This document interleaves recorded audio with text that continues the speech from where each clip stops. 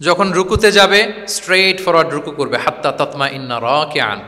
রাসূল সাল্লাল্লাহু আলাইহি ওয়াসাল্লামের রুকুর পিঠটা ছিল একেবারে স্ট্রেইট, এই টেবিলটা যেরকম স্ট্রেইট এরকম স্ট্রেইট। লাউ সাব্বা আলাইহিল মা লাস্তাকার, পানি ভর্তি একটা বোতল যদি রাসূল সাল্লাল্লাহু আলাইহি ওয়াসাল্লামের রুকু দেয়া পিঠের উপর রাখতো, পানিটাও পড়তো না, বোতলটাও পড়তো না। তাহাজ্জুদের সময় রাসূল সাল্লাল্লাহু আলাইহি ওয়াসাল্লাম নামাজে দাঁড়ালেন, আব্দুল্লাহ ইবনে আব্বাস এসে রাসূল সাল্লাল্লাহু আলাইহি ওয়াসাল্লামের বাম দিকে দাঁড়ালেন। ছোট মানুষ, ভাবছে আমিও যে নামাজ পড়ি। আচ্ছা বলেন তো, যদি দুইজন হয় নামাজে, একজন ইমাম আরেকজন মুসল্লি, মুসল্লি ইমামের কোন দিকে দাঁড়াবে? কিন্তু আব্দুল্লাহ ইবনে আব্বাস দাঁড়াইছে কোন দিকে? বাম দিকে, কারণ উনি ব্যাপারটা জানেন না। তখন রাসূল সাল্লাল্লাহু আলাইহি ওয়াসাল্লাম কি করলেন? হাত দিয়ে টেনে পিছন দিয়ে এনে ডান দিকে নিয়ে আসলেন। তাহলে রুলিংস অফ সালাতের সুন্নাহ কি, কিভাবে দাঁড়াতে হবে, এটা তিনি শিখালেন ছোট্ট আব্বাসকে, আব্দুল্লাহ ইবনে আব্বাসকে। এরকম অসংখ্য হাদিস আপনি সিরাতের পরতে পরতে, হাদিসের পরতে পরতে পাবেন। প্রথম আল্লাহ সৃষ্টি করেছেন কি? কলম। সম্মানিত সুধী মণ্ডলী, প্রথমেই আমি জানতে চাচ্ছি যে আপনারা সবাই কেমন আছেন? আলহামদুলিল্লাহ, আমিও খুব ভালো আছি আলহামদুলিল্লাহ, সুম্মা আলহামদুলিল্লাহ। এই প্রতিষ্ঠানে আসলে, আইআইইউসিতে আসলে মনে হয় যে নিজের প্রতিষ্ঠানেই এসেছি, কেননা আমি আইআইইউএম এর ছাত্র আর কি, ইন্টারন্যাশনাল ইসলামিক ইউনিভার্সিটি মালয়েশিয়ার ছাত্র। তো ফলে আমার কাছে মনে হয় যে আইআইইউএম এর বাংলাদেশি ভার্সন হচ্ছে আইআইইউসি, এবং আইআইইউএম থেকে আমরা যারা পড়াশোনা করেছি, আমাদের সমসাময়িক বা আমাদের সিনিয়র্স, আমাদের অনেক ভাইরা এখানে সম্মানিত শিক্ষক হিসেবে কর্মরত আছেন। আমি ব্যাচেলর করেছি আল আজহার ইউনিভার্সিটিতে, সেখানকারও আমাদের অনেক সিনিয়র ভাইরা এখানে কর্মরত আছেন আলহামদুলিল্লাহ। তো নানা দিক থেকে নানাভাবে আইএসসির সাথে আমরা কানেক্টেড। এখানে আসার পর মনে হচ্ছে যে আমি কোনো একটা অ্যালুমনাই প্রোগ্রামে আসছি।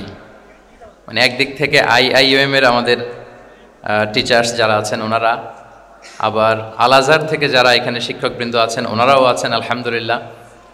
তো সব মিলিয়ে এই বিবেচনায় আমার কাছে মনে হয় যে আমি নিজের প্রতিষ্ঠানে এসেছি আলহামদুলিল্লাহ। প্রথমে আমি বলে রাখছি যে আমি খুবই সম্মানিত বোধ করছি যে এরকম চমৎকার একটি শিক্ষা সেমিনারে আমাকে আলোচনা করবার সুযোগ দেওয়া হয়েছে এই চমৎকার বিশ্ববিদ্যালয়ে। আমার সামনে অনেক বিদগ্ধ স্কলার্স, রিসার্চার, বিদগ্ধ আলেমে দ্বীন, ওনাদেরকে আমি দেখতে পাচ্ছি। ওনারা যদি আজকের সেমিনারে আলোচনা করতেন, আমি নিচে বসে শুনতে পারলে আমি অনেক কিছু শিখতে পারতাম, সেটাই বেশি সুন্দর দেখাতো আর কি।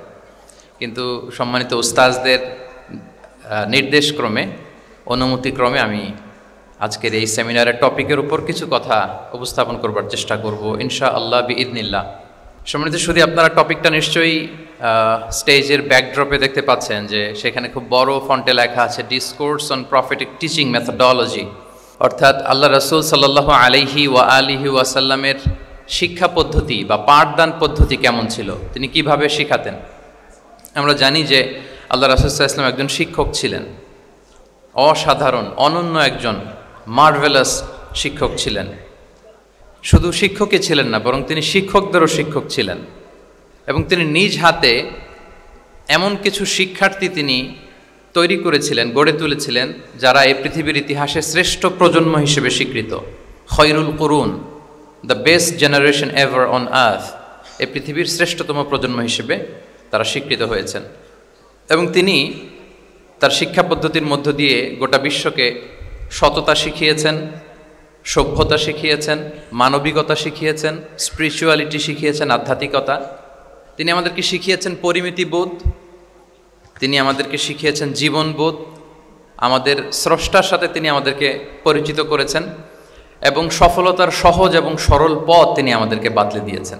তো আজকের এই ডিসকোর্সে বেসিকলি আমরা ওনার লাইফ স্কেলের একটা দিক নিয়ে ফোকাস করব, অর্থাৎ ওনার পাঠদান পদ্ধতি, কিভাবে তিনি সাহাবাদের সাথে ইন্টারেক্ট করতেন, তাদেরকে শিখাতেন, পাঠ দিতেন, শুধুমাত্র কেবলমাত্র এই বিষয়টাতে আমরা ফোকাস করবার চেষ্টা করবো ইনশাআল্লাহ।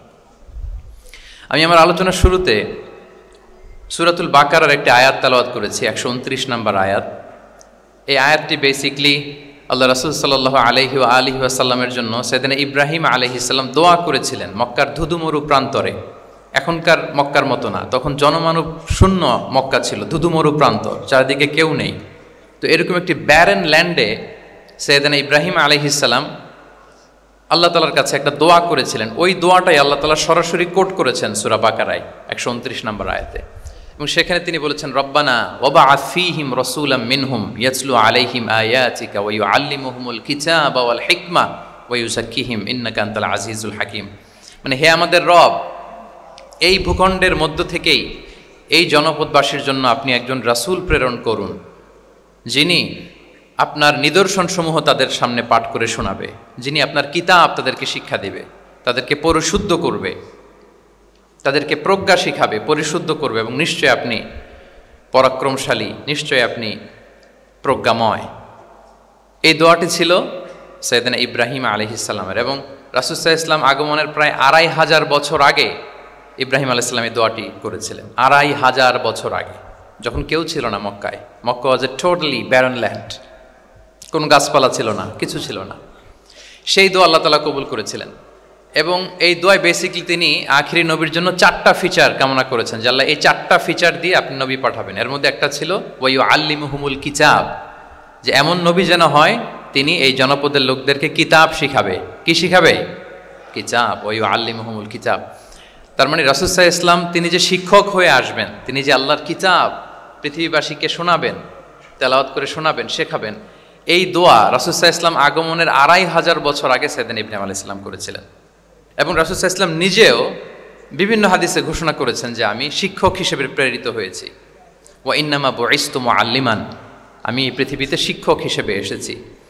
রাসূল সাল্লাল্লাহু আলাইহি ওয়াসাল্লাম 2টা গ্রুপ দেখলেন মসজিদে, এক গ্রুপ তারা জিকির আজকার করে, আরেক গ্রুপ তারা রিসার্চ করে, গবেষণা করে। রাসূল সাল্লাল্লাহু আলাইহি ওয়াসাল্লাম বললেন 2 দলই ভালো কাজ করতেছে, কিন্তু রাসূল সাল্লাল্লাহু আলাইহি ওয়াসাল্লাম যারা গবেষণা করতেছে, পড়াশোনা করতেছে, ফিকহ নিয়ে আলোচনা করতেছে, তাদের সাথে যেয়ে বসে গেলেন। আর তিনি বললেন ওয়া ইন্নামা বুইসতু মুআল্লিমান, আমি এই গ্রুপকে প্রায়োরিটি দিয়েছি কারণ আমি নিজেই শিক্ষক হিসেবে প্রেরিত হয়েছি। তারা অজ্ঞদেরকে শিক্ষা দিচ্ছে, জাহেলদেরকে, যারা কিছু জানে না, জ্ঞানের ছোঁয়া যাদের মধ্যে লাগেনি, এই গ্রুপ তাদেরকে এনলাইটেন করছে, আলোকিত করছে, ফলে আমি তাদেরকে প্রায়োরিটি দিলাম, তাদের সাথে বসে গেলাম। ওয়া ইন্নামা বুইসতু মুআল্লিমান, কারণ আমি পৃথিবীতে শিক্ষক হিসেবে প্রেরিত হয়েছি। তাহলে ইব্রাহিম আলাইহিস সালামের দোয়ার ফসল তিনি, হি কেম এজ এ টিচার, কারণ ইব্রাহিম আলাইহিস সালাম দোয়া করেছিলেন আল্লাহ এমন নবী পাঠাবেন যিনি ইউআল্লিমুহুমুল কিতাব, এই জনপদের লোকদেরকে কিতাব শিখাবে। এবং রাসূল সাল্লাল্লাহু আলাইহি ওয়াসাল্লাম নিজেও বলেছেন আমি শিক্ষক হিসেবে প্রেরিত হয়েছি। এবং জ্ঞানার্জনকে রাসূল সাল্লাল্লাহু আলাইহি ওয়াসাল্লাম বাধ্যতামূলক করেছেন, ম্যান্ডেটরি ফর অল, এবং জ্ঞান যে সবাই অর্জন করবে এটা তিনি বলেছেন, এটা সবার জন্য অবধারিত, শিক্ষার জন্য, এটা মানুষের মৌলিক অধিকার। তিনি বলেছেন তলাবুল ইলমি ফারিদাতুন আলা কুল্লি মুসলিম, পৃথিবীর প্রতিটি মুসলমানের জন্য জ্ঞান অর্জন এটা ফারিদা, আবশ্যক, ম্যান্ডেটরি, এটা অপশনাল না, এটা কম্পালসারি। এবং নারী পুরুষ নির্বিশেষে সবার জন্য, এমন না যে শুধু পুরুষদের জন্য। রাসূল সাল্লাল্লাহু আলাইহি ওয়াসাল্লাম বলেছেন আলা কুল্লি মুসলিম, প্রতিটি মুসলিমের জন্য জ্ঞানার্জন এটা আবশ্যক। আলহামদুলিল্লাহ আমাদের অনেক বোনেরাও আজকের হল রুমে এসছে, এবং রাসূল সাল্লাল্লাহু আলাইহি ওয়াসাল্লাম একটা স্পেশাল ডে নির্ধারণ করেছিলেন, a special day for teaching women, মদিনার নারীদেরকে পাঠদানের জন্য, শেখানোর জন্য তিনি একটা স্পেশাল ডে নির্ধারণ করেছিলেন, এবং নারীদের আগ্রহের কারণেই তিনি সেটা করেছিলেন। তারা একবার এসে রাসূল সাল্লাল্লাহু আলাইহি ওয়াসাল্লামকে বললেন যে গলাবানা আলাইকা রিজাল ফাজআল লানা ইয়াওমান মিন নাফসিক, হে নবী আমাদের মনে হচ্ছে পুরুষরা বেশি প্রায়োরিটি পেয়ে যায়, আপনি আমাদের জন্য স্পেশাল একটা ডে নির্ধারণ করেন, একটা দিন, যেদিন এসে আমরা আপনার কাছ থেকে অনেক কিছু শিখবো, জানবো। ফাওয়াদাহুন্না ইয়াওমান লাকিয়াহুন্না ফীহি ফাওয়াদাহুন, রাসূল সাল্লাল্লাহু আলাইহি ওয়াসাল্লাম তাদের এই আবেদনের প্রেক্ষিতে মদিনার নারীদের জন্য একটা special day for teaching women, মদিনার যে কমিউনিটিতে নারীরা ছিল তাদের জন্য রাসূল সাল্লাল্লাহু আলাইহি ওয়াসাল্লাম স্পেশাল একটা ডে নির্ধারণ করেছিলেন। এবং সেদিন পুরুষ সাহাবীদেরকে গুরুত্ব না দিয়ে তিনি শুধু নারীদের, বোনদের কোশ্চেন নিতেন, তাদেরকে তিনি পাঠদান করতেন, শিক্ষাদান করতেন। এবং জ্ঞানার্জনকে, জ্ঞানের আলোকে ছড়িয়ে দেওয়াটা, এটা ছিল রাসূল সাল্লাল্লাহু আলাইহি ওয়াসাল্লামের মূলত মিশন। জ্ঞানের আলোকে তিনি বিশ্বময় ছড়িয়ে দিতে বলেছেন। নলেজ হ্যাজ নো বাউন্ডারিজ, এটার কোনো বাউন্ডারি থাকবে না, গোটা বিশ্বের জন্য আমরা জ্ঞানকে ছড়িয়ে দেই, এটার ব্যাপারে তিনি আমাদেরকে উদ্বুদ্ধ করেছেন। তিনি বলেছেন বাল্লিগু আন্নি ওয়ালাউ আয়া, আমার পক্ষ থেকে একটি কথা, একটি বাণী, একটি আয়াত হলেও তোমরা পৌঁছে দাও। তাহলে তিনি আমাদেরকে জ্ঞানের এই আলো বিশ্বময় ছড়িয়ে দিতে উদ্বুদ্ধ করেছেন। এবং জ্ঞান লুকানোকে তিনি মহাপাপ বলেছেন। আপনার কাছে যদি নলেজ থাকে, সেই নলেজের ব্যাপারে যদি আপনাকে জিজ্ঞেস করা হয়, আপনি যদি এটা শেয়ার না করেন, তাহলে আপনি মহাপাপ করলেন। এটাকে আল্লাহ রাসূল সাল্লাল্লাহু আলাইহি ওয়া আলিহি ওয়াসাল্লাম জ্ঞান লুকানোকে মহাপাপ বলেছেন। তিনি বলেছেন, মান সুইলা আন ইলমিন ফাকাতামাহু আলজামাহুল্লাহু ইয়াউমাল কিয়ামাতি বিলিজামিন মিনান নার। কাউকে কোনো বিষয়ে জ্ঞানের ব্যাপারে জিজ্ঞেস করা হলো, আর সে যদি সেটাকে গোপন করে, কিয়ামতের দিন তাকে আগুনের লাগাম দিয়ে বাঁধা হবে। বলে ইয়াদু বিল্লাহ। তাহলে জ্ঞানকে ছড়িয়ে দিতে বলেছেন তিনি বিশ্বময়, জ্ঞানকে গোপন করতে তিনি বারণ করেছেন, নিষেধ করেছেন। আমরা যদি দেখি যে আল্লাহ রাসূল সাল্লাল্লাহু আলাইহি ওয়াসাল্লাম মক্কাতে যখন তিনি ইসলাম প্রচার শুরু করলেন, কোরআনের তালিম যখন তিনি মক্কাতে দিতে শুরু করলেন, তিনি এটাকে প্রাতিষ্ঠানিকভাবেই বেসিকলি শুরু করেছেন। আমরা যেমনি জ্ঞান বিতরণের জন্য প্রাতিষ্ঠানিক অবকাঠামো আমাদের প্রয়োজন হয়, রাসূল সাল্লাল্লাহু আলাইহি ওয়াসাল্লাম সেভাবেই একটা সেন্টার বেস তিনি শুরু করেছিলেন। এবং মক্কায় দারুল আরকাম নামে, আপনারা সবাই যারা রাসূল সাল্লাল্লাহু আলাইহি ওয়াসাল্লামের বায়োগ্রাফি পড়েছেন, ইতিহাস পড়েছেন, দারুল আরকাম থেকে বেসিকলি রাসূল সাল্লাল্লাহু আলাইহি ওয়াসাল্লাম এই জ্ঞান বিতরণ করতেন বা কোরআনের তালিম দিতেন। আরকাম ইবনে আবিল আরকাম একজন তরুণ সাহাবী, মাত্র 16 বছর বয়সে তিনি ইসলাম ধর্ম গ্রহণ করেছিলেন। তার একটা ঘরের একটা বড় অংশ তিনি রাসূল সাল্লাল্লাহু আলাইহি ওয়াসাল্লামের তালিমের জন্য ডেডিকেট করেছিলেন, এবং সেটাই ইসলামের প্রথম বিশ্ববিদ্যালয় হিসেবে স্বীকৃত দারুল আরকাম। এবং মজার ব্যাপার হচ্ছে, ওনার ঘরটা সিলেক্ট করার পেছনে স্ট্র্যাটেজিক অনেক কারণ ছিল। কারণ সে ছিল বানু মাখজুম গোত্রের, মানে কোরাইশের শত্রু, কোরাইশের রাইভাল ছিল বানি মাখজুম। রাসূল সাল্লাল্লাহু আলাইহি ওয়াসাল্লাম ছিলেন কোন বংশের? বলেন তো সবাই, কোন বংশের? কুরাইশ বংশের। আর আবু জাহাল ছিল কোন বংশের? না, সে বানু মাখজুম থেকে ছিল। So Banu Makhzum was the rival of Quraish. তারা ছিল কুরাইশদের সাথে একটা হাড্ডাহাড্ডি লড়াই, শত্রুর মতো আর কি।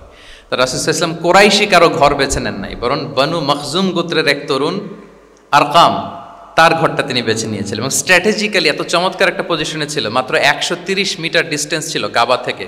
কাবা থেকে 130 মিটার দক্ষিণ পূর্বে এই আরকাম রাদিয়াল্লাহু তাআলা আনহুর ঘর ছিল। ফলে এই ঘরে যদি তিনি গ্যাদারিং করেন, কেউ আর সন্দেহ করবে না, যেহেতু এটা বানু মাখজুম গোত্রের একজন যুবকের ঘর। আল্লাহু আকবার। রাসূল সাল্লাল্লাহু আলাইহি ওয়াসাল্লাম এই দারুল আরকামে বসেই বেসিকলি তিনি এই কোরআনের তালিম, এই শিক্ষা, এই পাঠদান মক্কাতে সেন্টার বেস তিনি শুরু করেছিলেন। এবং মদিনায় যদি আমরা দেখি, মদিনা তো মসজিদে নববী নির্মাণের পরপরই মসজিদে নববীর একেবারে পেছন দিকে, এই হলরুমের পেছন দিকে যেরকম একটা জায়গা ছাউনির মতো, মসজিদে নববীর ঠিক পেছনে খেজুরের ডাল দিয়ে, খেজুরের পাতা দিয়ে ছাউনি দিয়ে একটা জায়গা তিনি করেছিলেন, যেটাকে আমরা আহলে সুফার সেন্টার হিসেবে জানি। মদিনায় তিনি সুফা ইউনিভার্সিটি প্রতিষ্ঠা করেছিলেন। তাহলে মক্কায় তিনি কোরআনের তালিম দিতেন দারুল আরকাম থেকে, আর মদিনায় যেয়ে তিনি আহলে সুফাদেরকে সেই সুফা এরিয়াতে, সেখানে তিনি কোরআনের তালিম দিতেন। এবং সেখানে প্রায় 400 জন দরিদ্র মুহাজির সাহাবী সেখানে বসে কোরআনের হেফজ করত, রাসূল সাল্লাল্লাহু আলাইহি ওয়াসাল্লামকে বিভিন্ন বিষয়ে জিজ্ঞেস করত।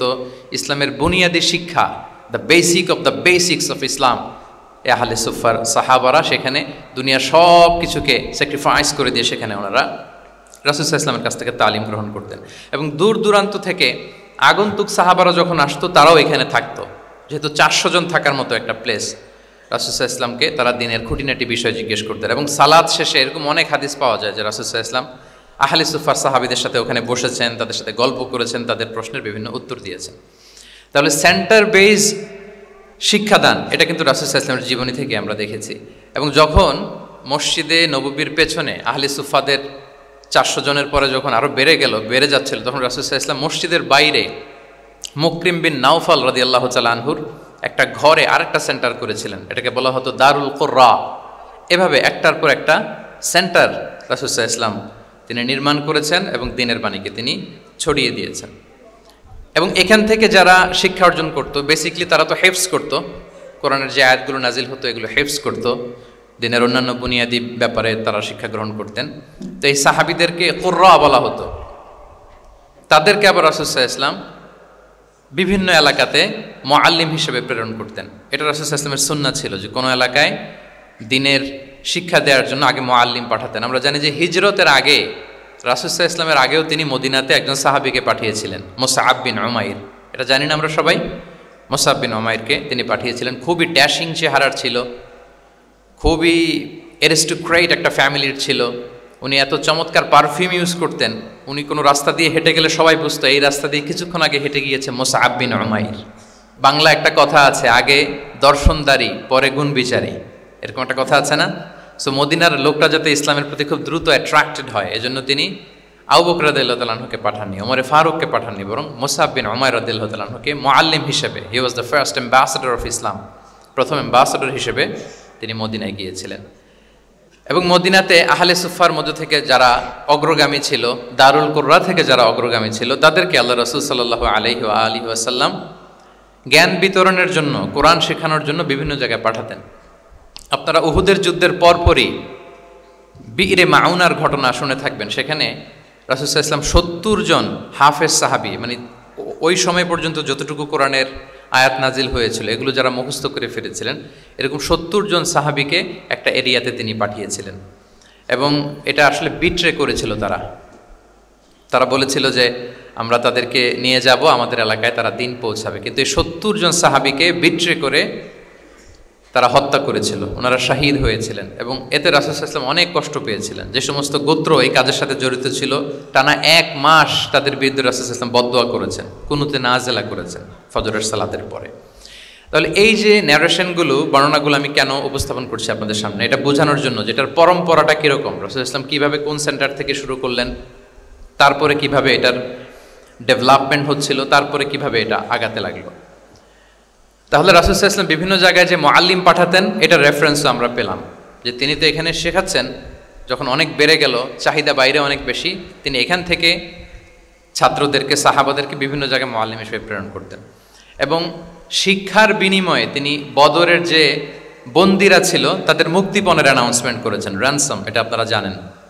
আমি একটু কুইজ নিয়ে নেই আপনাদের। বলেন, বদরে মুসলমানদের পক্ষ থেকে শহীদ হয়েছিল কয়জন? কতজন? 14 জন, মাশাআল্লাহ। আর কুরাইশদের পক্ষ থেকে 70 জন। বন্দী হয়েছিল কয়জন দেখি? হ্যাঁ, 70 জন তারা নিহত হয়েছিল আর 70 জন বন্দী হয়েছিল। তো বদরের যুদ্ধে এই 70 জন যারা কুরাইশদের মধ্যে থেকে বন্দী হয়েছিল, তাদের মুক্তিপণ হিসেবে ফিদিয়া, র্যানসম হিসেবে রাসূল সাল্লাল্লাহু আলাইহি ওয়াসাল্লাম 4000 দিরহামের অ্যানাউন্সমেন্ট করেছেন। মানে দিরহাম মানে হচ্ছে সিলভার কয়েন আর কি। তৎকালীন সময় দিনার হচ্ছে গোল্ড কয়েন আর দিরহাম মানে সিলভার কয়েন। তো রাসূল সাল্লাল্লাহু আলাইহি ওয়াসাল্লাম 4000 সিলভার কয়েনের ঘোষণা করেছেন যে তোমরা যদি মুক্তি পেতে চাও তাহলে 4000 রৌপ্য মুদ্রা দিয়ে, সিলভার কয়েন দিয়ে তারপরে তোমরা মুক্তি পেতে হবে। তখন তিনি অ্যানাউন্স করলেন যে কারো যদি এই সামর্থ্য না থাকে যে 4000 স্বর্ণ মুদ্রা দিয়ে তোমরা র্যানসম আদায় করতে পারবো না, তাহলে এই লোকদের মধ্য থেকে যারা লিখতে পড়তে জানে তারা যদি মদিনার 10 জন শিশুকে লেখাপড়া শিখিয়ে দেয় তাহলে এটা তাদের মুক্তিপণ হয়ে যাবে। আল্লাহু আকবার। তাহলে শিক্ষাটাকে রাসূল সাল্লাল্লাহু আলাইহি ওয়াসাল্লাম কিভাবে দেখতেন, এটাকে কতটা গুরুত্ব দিতেন। তখন কিন্তু মুসলমানদের আর্থিকভাবে খুব কঠিন অবস্থা যাচ্ছিল, তারপরে তিনি ঘোষণা করেছেন যাদের সামর্থ্য নাই তারা যদি লিখতে পড়তে জানে, মদিনার 10 জন ছেলে মেয়েকে তারা যদি লেখাপড়া শিখিয়ে দিতে পারে, এইটা তাদের মুক্তিপণ হিসেবে কনসিডার করা হবে। আল্লাহু আকবার। তাহলে সম্মানিত সুধী, আমরা সেই ইব্রাহিম আলাইহিস সালাতু ওয়াস সালামের দোয়া থেকে শুরু করে বদরের যুদ্ধ পর্যন্ত চলে আসলাম। এখন আমি মূল আলোচনায় চলে যাই যে রাসূল সাল্লাল্লাহু আলাইহি ওয়াসাল্লাম সাহাবাদেরকে যে তিনি শেখাতেন, ওনার পাঠদান পদ্ধতি কেমন ছিল। প্রথম কথা হচ্ছে রাসূল সাল্লাল্লাহু আলাইহি ওয়াসাল্লাম পিতৃ স্নেহে সাহাবাদেরকে শিক্ষা দিতেন, as like a father teaching his child, teaching his son or daughter.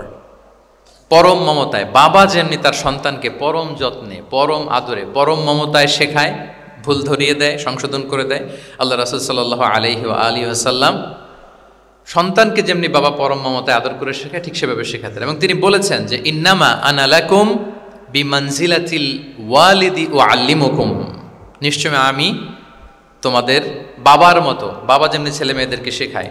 এবং এই হাদিসে এসছে যে রাসূল সাল্লাল্লাহু আলাইহি ওয়াসাল্লাম তাদেরকে শিখিয়েছেন সাহাবাদেরকে যে ওয়াশরুমে গেলে কিভাবে ক্লিন হইতে হবে, টু দ্য ডাইরেকশন অফ কেবলা বসা যাবে না, কেবলাকে পেছনে রেখে বসা যাবে না, এমনকি ঢিলাগুলো ইউজ করতে হলে ডান হাতে ইউজ করা যাবে না, বাঁ হাতে। তারপর এটা বেজোর হইতে হবে। এরকম ধরে ধরে উম্মাকে শিখিয়েছেন। নারীদের মেনস্ট্রুয়েশনাল পিরিয়ডের ব্যাপারে বিধানগুলো শিখিয়েছেন। স্বামী স্ত্রীর অন্তরঙ্গ মুহূর্তের ব্যাপারে মাসআলা কি, ব্যাপারগুলো কি, লিগ্যাল অপিনিয়ন কি, ধরে ধরে বাবা মা যেমনি ছেলে মেয়েদেরকে ধরে ধরে শিখিয়ে দেয় যে এইভাবে this is good and this is bad, dos and don'ts যেমনি মা বাবা শেখায়, আল্লাহ রাসূল সাল্লাল্লাহু আলাইহি ওয়াসাল্লাম বলেন ইন্নামা আনা লাকুম বিমানজিলাতিল ওয়ালিদি উআল্লিমুকুম, আমি তোমাদের বাবার মতো, বাবা যেমনি শেখায় পরম মমতায়, এভাবে আমি তোমাদেরকে শিক্ষা দিই। এবং রাসূল সাল্লাল্লাহু আলাইহি ওয়াসাল্লাম খুব সহজ করে উপস্থাপন করতেন, কোনো কিছুকে জটিল করতেন না। এটা কিন্তু একজন আদর্শ শিক্ষকের বৈশিষ্ট্য। মানে as easier as you can. যত সহজ করে আপনি আপনার প্রেজেন্টেশনটা করতে পারবেন, তত বেশি আপনার শিক্ষার্থীরা আপনার কাছ থেকে ওই মেসেজ, ওই শিক্ষা, সেটা ওই বার্তাটা তারা গ্রহণ করতে পারবে। এবং সহিহ মুসলিমের হাদিস, আল্লাহ রাসূল সাল্লাল্লাহু আলাইহি ওয়াসাল্লাম তিনি বলেন, ইন্নাল্লাহা লাম ইয়াবআসনি মুআন্নিতান ওয়ালা মুতাআন্নিতান ওয়ালাকিন বাআসানি মুআল্লিমান মুয়াসসিরান। আল্লাহু আকবার। আল্লাহ তাআলা আমাকে কঠোরতা আরোপকারী, জটিলকারী করে প্রেরণ করেননি, বরং সহজভাবে, সহজ পন্থায় শিক্ষাদানকারী শিক্ষক হিসেবে প্রেরণ করেছেন। লিটারেলি তিনি মুয়াসসিরান শব্দটা ব্যবহার করেছেন। যেহেতু এখানে ইসলামিক স্টাডিজ, কোরআন, হাদিস যে ডিপার্টমেন্টের শিক্ষার্থী বন্ধুরা আপনারা যারা আছেন, আপনারা শব্দের অর্থটা লিটারেলি বুঝতে পারতেছেন যে তিনি বলেছেন মুআল্লিমান মুয়াসসিরান, আমি সহজপন্থী শিক্ষক হিসেবে প্রেরিত হয়েছি। কোনো জিনিসকে কঠোরতা আরোপ করার জন্য, কঠিন করে প্রেজেন্ট করার জন্য আল্লাহ আমাকে পাঠাননি। রাসূল সাল্লাল্লাহু আলাইহি ওয়াসাল্লাম use to make things easy and easy, খুব সহজ করে উপস্থাপন করতেন। এবং রাসূল সাল্লাল্লাহু আলাইহি ওয়াসাল্লামের শিক্ষাদান পদ্ধতি ছিল অপটিমিস্টিক, আশাব্যঞ্জক, আশাবাদী। অর্থাৎ তিনি যখন কিছু বলতেন, শেখাতেন, মানুষ আশাবাদী হয়ে উঠত, কনফিডেন্ট পেত, ভয় পেত না। আমরা অনেক সময় মানুষকে খুব ভয় দেখাই। রাসূল সাল্লাল্লাহু আলাইহি ওয়াসাল্লাম কাউকে যখন কোনো দায়িত্ব দিয়ে কোথাও প্রেরণ করতেন, ওনার বিখ্যাত হাদিস তিনি বলতেন, ইয়াসসিরু ওয়ালা তুআসসিরু বাশশিরু ওয়ালা তুনাফিরু, সহজ করো, কঠিন করো না, সুসংবাদ দাও, দিন থেকে মানুষকে ভাগিয়ে দিও না। মানে আমাদের প্রেজেন্টেশন যেন এমন না হয় যে আমাদের কথা শুনে মানুষ ভাগে, কাছে কাছে আসে না, বরং এমনভাবে প্রেজেন্টেশন করো যাতে মানুষ কাছে আসে, কমফোর্ট ফিল করে, ওইটাকে রিসিভ করে এবং জীবনের সাথে সে অ্যাডজাস্ট করতে পারে। এবং তিনি যখন বুঝাতেন, সাহাবাদেরকে যখন কোনো জিনিস বুঝাতেন, খুব ধীরস্থিরভাবে কথা বলতেন। কখনো কথা বলার ক্ষেত্রে রাশিং করতেন না, তাড়াহুড়ো করতেন না, নেভার এভার।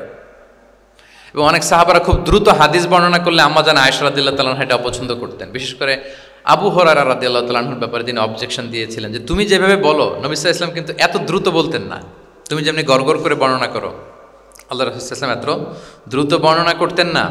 লাম ইয়াকুন ইয়াসরুদুল হাদিসা কাসারদিকুম কানা ইউহাদ্দিসু হাদিসান লাউ আদ্দাহুল আদ্দুলা আহসাহু। এমনভাবে প্রিয় নবী কথা বলতেন যে কেউ যদি চাইতো, তিনি এই কথার মধ্যে কয়টা বাক্য বলেছেন, কয়টা শব্দ বলেছেন, চাইলে হাতে গুনে ফেলতে পারত।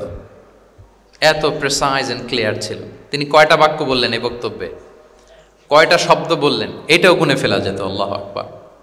কানা ইয়াতাকাল্লামু বিকালামিন বাইনাহু ফাসলুন ইয়াহফাযুহু মান জালাসা ইলাইহি। এবং কথা বলতে বলতে মাঝখানে পজ দিতেন, মানে একটু থামতেন, ফলে যারা শুনতো তারা একেবারে মুখস্থই করে ফেলতে পারত। আল্লাহু আকবার। এটা কিন্তু একজন আদর্শ শিক্ষকের বৈশিষ্ট্য যে যখন আমরা ক্লাস নিব, যখন আমরা বুঝাবো, খুব ধীরস্থিরভাবে আমি কথা বলবো, মাঝে মাঝে পজ দিব। রাসূল সাল্লাল্লাহু আলাইহি ওয়াসাল্লাম পজ দিতেন, থামতেন, যাতে ছাত্ররা নিতে পারে। সব শিক্ষার্থীদের এক ধরনের ক্যাপাসিটি না, ক্যাপাসিটি ইস্যু নিয়ে আমি সামনে কথা বলতেছি ইনশাআল্লাহ। তো তাহলে এইভাবে তিনি বেসিকলি তালিম দিতেন বা প্রেজেন্ট করতেন। আচ্ছা, শিক্ষা দেওয়ার ক্ষেত্রে দুইটা ধরন ছিল রাসূল সাল্লাল্লাহু আলাইহি ওয়াসাল্লামের। কখনো হয়তো ওয়ান অন ওয়ান মিটিং, একজন সাহাবীকে টার্গেট করে তাকে কিছু শেখাচ্ছেন, জানাচ্ছেন বা বলছেন। আবার কখনো একজন না, একাধিক সাহাবী বা অনেক সাহাবীদেরকে, অনেক মানুষকে তিনি অ্যাড্রেস করছেন। তাহলে এই দুইভাবে তিনি অ্যাড্রেস করতেন। এক নাম্বার হচ্ছে প্রাইভেট লার্নিং সেশন, আর একটা হচ্ছে পাবলিক লার্নিং সেশন। দুইটাই রাসূল সাল্লাল্লাহু আলাইহি ওয়াসাল্লামের সিরা যদি আপনি স্ক্যানিং করেন আপনি পাবেন। প্রাইভেটলি এরকম অনেক হাদিস পাওয়া যায় যে হাদিসগুলোতে দেখা যায় যে রাসূল সাল্লাল্লাহু আলাইহি ওয়াসাল্লাম ওয়ান অন ওয়ান মিটিং করেছেন, শুধু একজনকে কিছু শেখাচ্ছেন। এটা স্পেশালি হতো যখন তিনি কারোর সাথে রাইড শেয়ার করতেন। রাইট অর্থাৎ তিনি উটে ছিলেন, উটের পেছনে আরেকজন সাহাবী বসা, তিনি গাধার উপরে বসা, পেছনে আরেক সাহাবী বসা, তিনি খচ্চরের উপর বসা, আরেক সাহাবী বসা। যখন তিনি রাইড শেয়ার করতেন, এরকম ভুরি ভুরি হাদিস আপনারা পাবেন যে মুআয ইবনে জাবাল বলতেছে যে কুনতু রদিফা রাসূলিল্লাহ, কুনতু খালফা রাসূলিল্লাহ। আমরা একবার আল্লাহ রাসূল সাল্লাল্লাহু আলাইহি ওয়াসাল্লামের সাথে আমি একবার উটের পেছনে বসা ছিলাম। আব্দুল ইবনে আব্বাস বলতেছেন আমি উটের পেছনে বসা ছিলাম। ফদল ইবনে আব্বাস বলতেছেন আমি একবার একটা খচ্চরের পেছনে বসা ছিলাম। when he was sharing his riding যখন শেয়ার করতেন, ওই মুহূর্তগুলোতে এমন চমৎকার চমৎকার কিছু বার্তা রাসূল সাল্লাল্লাহু আলাইহি ওয়াসাল্লাম ওই সাহাবীদেরকে দিয়েছেন, যেগুলো আমরা হাদিস গ্রন্থগুলোতে পড়ে অবাক হয়ে যাই। তাহলে এক নাম্বার হচ্ছে private learning session, one on one meeting, যেটা one to one conversation, very interactive. এটা অন্য কেউ নাই, একজন সাহাবীকে কিছু বলছেন, একজনের সাথে বসা। আচ্ছা, এরকম একটা ছোট্ট হাদিস যদি শেয়ার করি, আব্দুল্লাহ ইবনে আব্বাস রাদিয়াল্লাহু তাআলা আনহু উনি বলেন কুনতু খালফা রাসূলিল্লাহি সাল্লাল্লাহু আলাইহি ওয়াসাল্লাম ইয়াওমান, একদিন আমি, এই যে দেখেন বর্ণনা ভঙ্গি কেমন, একদিন আমি রাসূল সাল্লাল্লাহু আলাইহি ওয়াসাল্লামের পেছনে বসা, মানে কোনো একটা ওটের উপর বা গাধার উপরে বসা। ফাকালা, তিনি বললেন, ইয়া গুলাম, হে কিশোর। রাসূল সাল্লাল্লাহু আলাইহি ওয়াসাল্লামের শব্দ চয়নগুলো অসাধারণ। আমরা অনেক হাদিস আজকে শেয়ার করার চেষ্টা করব, আপনি বাক্য চয়ন, শব্দ চয়ন শুনলে অবাক হবেন। ইয়া গুলাম, হে কিশোর, ইন্নী ও আল্লিমুকা কালিমাতিন, আমি তোমাকে চমৎকার কিছু কথা শিখিয়ে দিচ্ছি, শোনো। তখন কিন্তু কেউ নাই। এই হাদিস উনি বর্ণনা না করলে আমরা জানতে পারতাম না, কারণ ওনারা এক ওটের উপরে বা ঘোড়ার উপরে ছিলেন। পরে যখন আব্দুল্লাহ ইবনে আব্বাস এটা ন্যারেট করলেন তখন আমরা জানতে পেরেছি। তো এটা ছিল প্রাইভেট লার্নিং সেশন, শুধু ওনার সাথে। তোমাকে কিছু কথা শিখিয়ে দেই। ইহফাদিল্লাহ ইয়াহফাযকা, ইহফাদিল্লাহ তাজিদহু তুজাহাক, এটা অনেকের মুখস্থ আছে না, বিখ্যাত হাদিস, আল আরবাউন আন-নববিয়ার ভেতরেও আছে। তুমি আল্লাহর বিধানগুলোকে সংরক্ষণ করো, রক্ষণাবেক্ষণ করো, টেক কেয়ার করো, আল্লাহ তোমার টেক কেয়ার করবেন। তুমি আল্লাহর বিধান টেক কেয়ার করো, আল্লাহ তোমার পাশে থাকবেন। ইদা সাআলতা ফাসআলিল্লাহ, হে আব্দুল্লাহ, যখন চাইবে আল্লাহর কাছে চাইবে, যখন ফরিয়াদের হাত তুলবে কেবলমাত্র আল্লাহর কাছেই তুলবে। ওয়া ইদা ইসতাআনতা ফাসতাঈন বিল্লাহ, যখন সাহায্য চাইবে কেবল আল্লাহর কাছেই সাহায্য চেয়েও। ওয়া'লাম আন্নাল উম্মাতা লাউ ইজতামাআত আলা আন ইয়ানফাউকা বিশাইইন লাম ইয়ানফাউকা ইল্লা বিশাইইন ক্বাদ কাতাবাহু আল্লাহু লাক, গোটা বিশ্বের সবাই মিলে যদি তোমার কোনো উপকার করতে চায় তাহলে ততটুকুই করতে পারবে যতটুকু আল্লাহ তোমার ভাগ্যে রেখেছে। আল্লাহ যতটুকু উপকার তোমার ভাগ্যে রেখেছে অতটুকুই হবে। ওয়া ইন ইজতামাউ আলা আন ইয়াদুররুকা বিশাইইন লাম ইয়াদুররুকা ইল্লা বিশাইইন ক্বাদ কাতাবাহু আল্লাহু আলাইক, গোটা বিশ্বের সবাই মিলে যদি তোমার ক্ষতি করতে চায় ঠিক ততটুকুই করতে পারবে যতটুকু তোমার নসিবে আছে, এর চেয়ে 1 ইঞ্চিও বেশি ক্ষতি করতে পারবে না। রুফিআতিল আকলামু ওয়া জাফফাতিস সুহুফ, কলম উঠিয়ে নেওয়া হয়েছে আর যা লেখা হয়েছিল সব শুকিয়ে গিয়েছে। কারণ প্রথম আল্লাহ সৃষ্টি করেছেন কি? কলম। কলমকে আল্লাহ বলেছেন লিখো। আল্লাহ কি লিখবো? উকতুব মাকাদির আল খালক, মহাবিশ্বে যারা আসবে সবার কি হবে না হবে সব লিখো। তো লিখে ফেলছে, এখন যা হবার তাই হবে। তাহলে দেখেন, আকীদা সংক্রান্ত, ইসলামের বুনিয়াদী বিশ্বাস সংক্রান্ত চমৎকার কিছু লার্নিং, কিছু লেসন আল্লাহ রাসূল সাল্লাল্লাহু আলাইহি ওয়াসাল্লাম আব্দুল্লাহ ইবনে আব্বাসকে দিয়েছেন। এবং এটা ছিল 1-on-1 meeting, private learning session, আর কেউ ছিল না তখন। আব্দুল্লাহ ইবনে আব্বাস এটা শুনেছেন এবং আমাদের কাছে বর্ণনা করেছেন। আচ্ছা, এটা গেল একটা। আরেকটা কি বলেছিলাম? একটা তো প্রাইভেট লার্নিং সেশন, আরেকটা পাবলিক। বলেন আমার সাথে, মেক এ নয়েজ। আরেকটা কি? Public learning session. ওইটা একা একা না, হয়তো অনেক সাহাবী একসাথে আছে, তাদেরকে কিছু বলছেন বা শেখাচ্ছেন, অথবা হিউজ কংগ্রেগেশন, অনেক বড় গ্যাদারিং। লেটস সে মসজিদে নববীতে তিনি যে খুতবাগুলো দিয়েছেন, প্রায় 10 বছর তো তিনি খতিব ছিলেন, যতগুলো খুতবা দিয়েছেন এটা অফকোর্স কি পাবলিক লার্নিং সেশন। বিভিন্ন প্রেক্ষাপটে জনপরিসরে দেয়া রাসূল সাল্লাল্লাহু আলাইহি ওয়াসাল্লামের যে শিক্ষামূলক বক্তব্যগুলো, এগুলো পাবলিক লার্নিং সেশন। বিদায় হজের ভাষণ বিশাল এক কংগ্রেগেশনের সামনে তিনি অ্যাড্রেস করেছিলেন, ওইটা কি ছিল? Public learning session.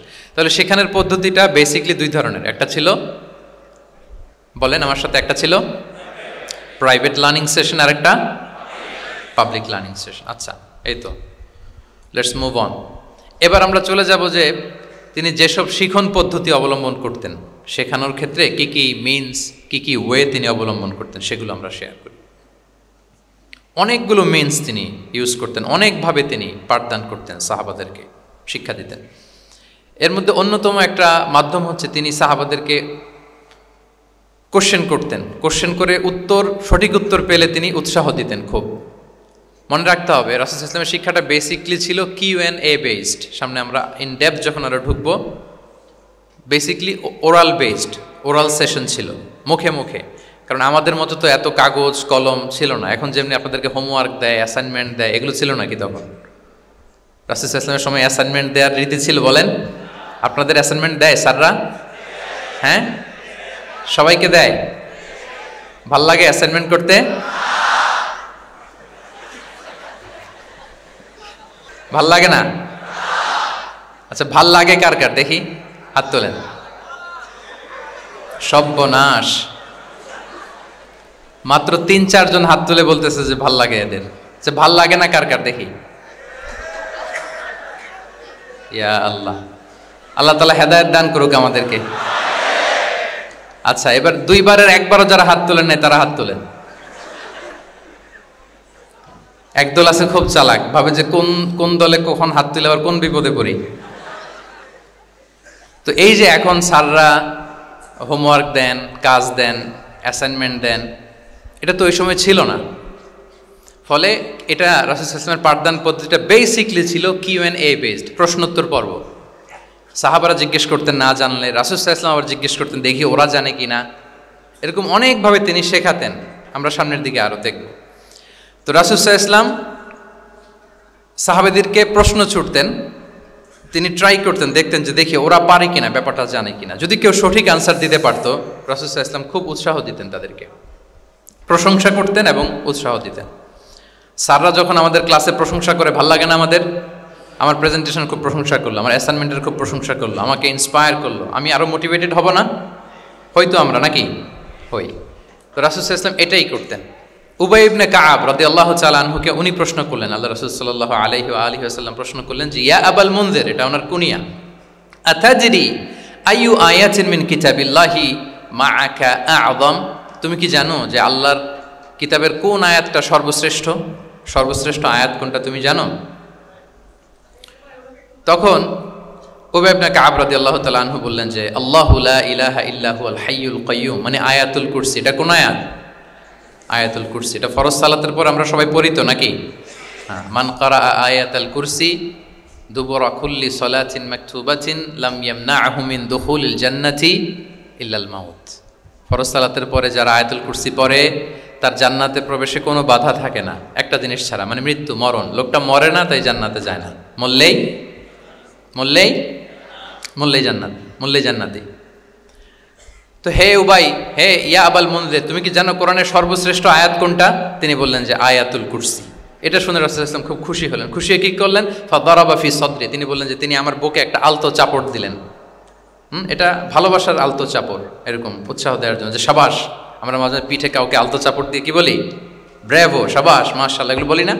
তো রাসূল সাল্লাল্লাহু আলাইহি ওয়াসাল্লাম বুকে আলতো চাপড় দিয়ে বললেন, ওয়াল্লাহি লিয়াহনিকাল ইলমু আবাল মুনজির, তোমার ইলম, তোমার জ্ঞান কল্যাণময় হোক হে আবাল মুনজির, মোবারক হোক তোমার জন্য তোমার ইলম, may knowledge be pleasant for you, তোমার জ্ঞানটা বরকতময় হোক, কল্যাণময় হোক। তাহলে তিনি যখন সঠিক উত্তর দিতে পারলেন, রাসূল ইসলাম খুশি হয়ে বুকে আলতো চাপড় দিয়ে তার প্রশংসা করলেন, তার জন্য দোয়া করলেন। রাসূল ইসলাম এভাবে উৎসাহ দিতেন। এতে করে কি হয়? শিক্ষার্থীদের কনফিডেন্ট বাড়ে। কি হয়? যে স্যার যখন আমাকে এত কিছু বলতেছে, তাহলে নিশ্চয়ই আমি কিছু একটা ভালো কিছু করছি, আমাকে দিয়ে কিছু একটা হবে। আমাকে দিয়ে, আমরা অনেক সময় ভুল করে বলে ফেলি যে তোকে দিয়ে কিছুই হবে না, বলে ফেলি না? এতে হয় কি? কনফিডেন্ট কমে যায়। মা বাবারাও এটা করে যে তুই কিছুই পারবি না, তোকে দিয়ে কিছুই হবে না। বাংলাদেশে একটা বিখ্যাত কথা আছে, ওই যে ছেলে মেয়ে এ প্লাস না পেলে পাশের বাড়ির কেউ পেলে বলে যে ওর পা ধোয়া পানি খা। কি বলে? তুই এ প্লাস পাইলি না, ওই দেখ ওই বাড়িতে পেয়ে গেল, ওর কি খা?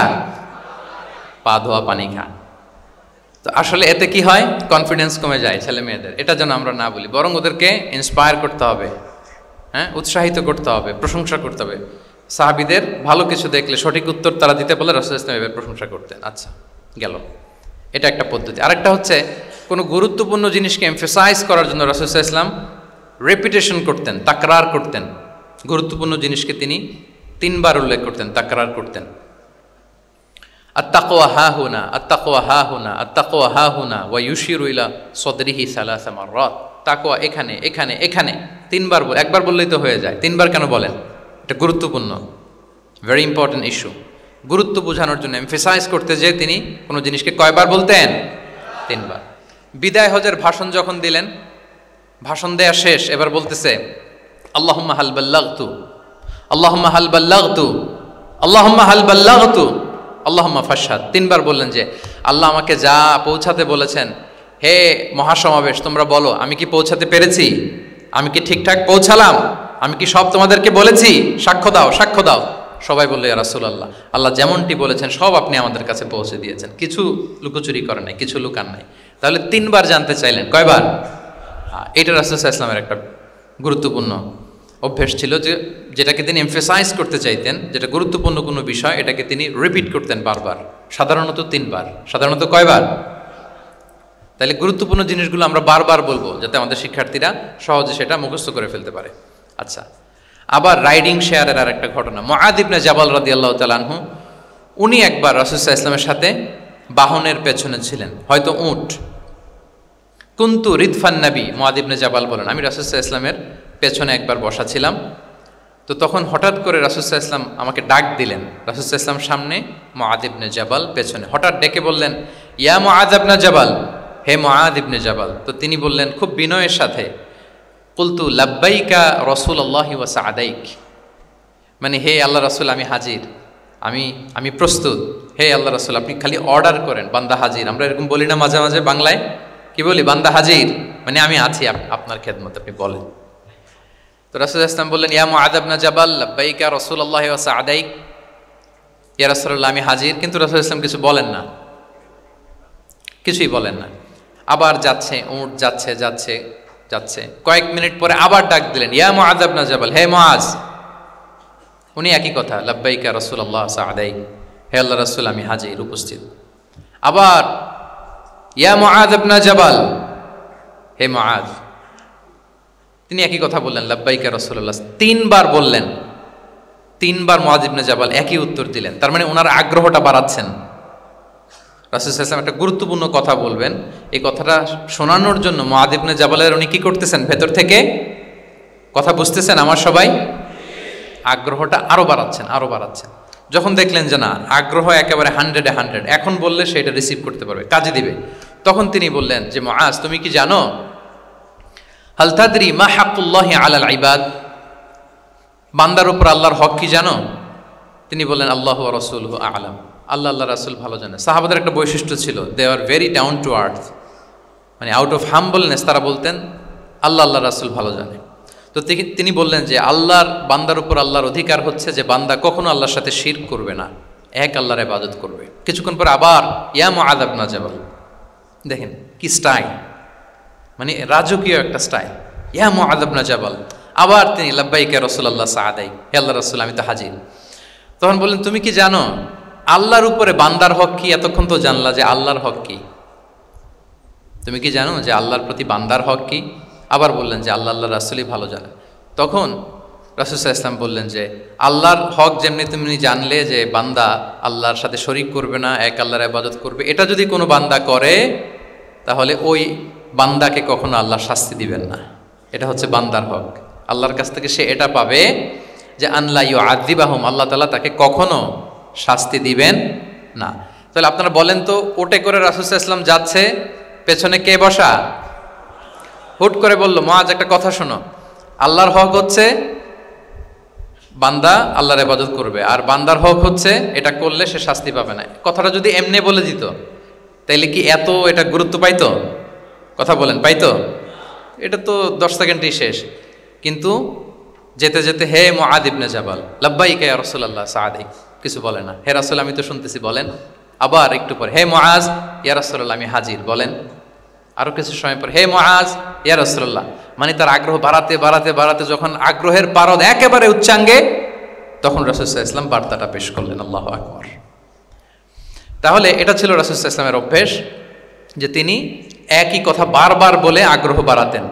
3 বার তিনি বলেছেন, 3 বার ডাক দিয়েছেন, হে মুআদ ইবনে জাবাল। তাহলে রেপিটেশন, এটা একটা অভ্যেস ছিল রাসূল সাল্লাল্লাহু আলাইহি ওয়াসাল্লামের, পাঠদানের ক্ষেত্রে একটা পদ্ধতি। আচ্ছা, রাসূল সাল্লাল্লাহু আলাইহি ওয়াসাল্লামের আরেকটা পদ্ধতি ছিল যে তিনি ধারণ ক্ষমতা অনুযায়ী নির্দেশনা দিতেন, considering the state of the addressee, যাকে অ্যাড্রেস করতেছেন তার ক্যাপাসিটি কতদূর, এটা বুঝে শুনে বলতেন, খুব বাড়িয়ে বলতেন, বেশি কিছু বলতেন না। এক বেদুইন আসলো, বেদুইন মানে সে মরুপল্লীতে থাকে, শহরের যে নিয়মকানুন জানে না, সভ্যতার ছোঁয়া তার মধ্যে লাগেনি। এসে বলল, দুল্লানি আলা আমাল আমিলতুহু ইদা আমিলতুহু দাখালতুল জান্নাহ, হে নবী, আপনি আমাকে এমন একটা আমল শিখায় দেন যেটা করলে আমি জান্নাতে যাব। তো রাসূল সাল্লাল্লাহু আলাইহি ওয়াসাল্লাম দেখলেন লোকটা বেদুইন, শহরে লোক না, আবার খুব সহজ সরল, একেবারে সাদামাটা।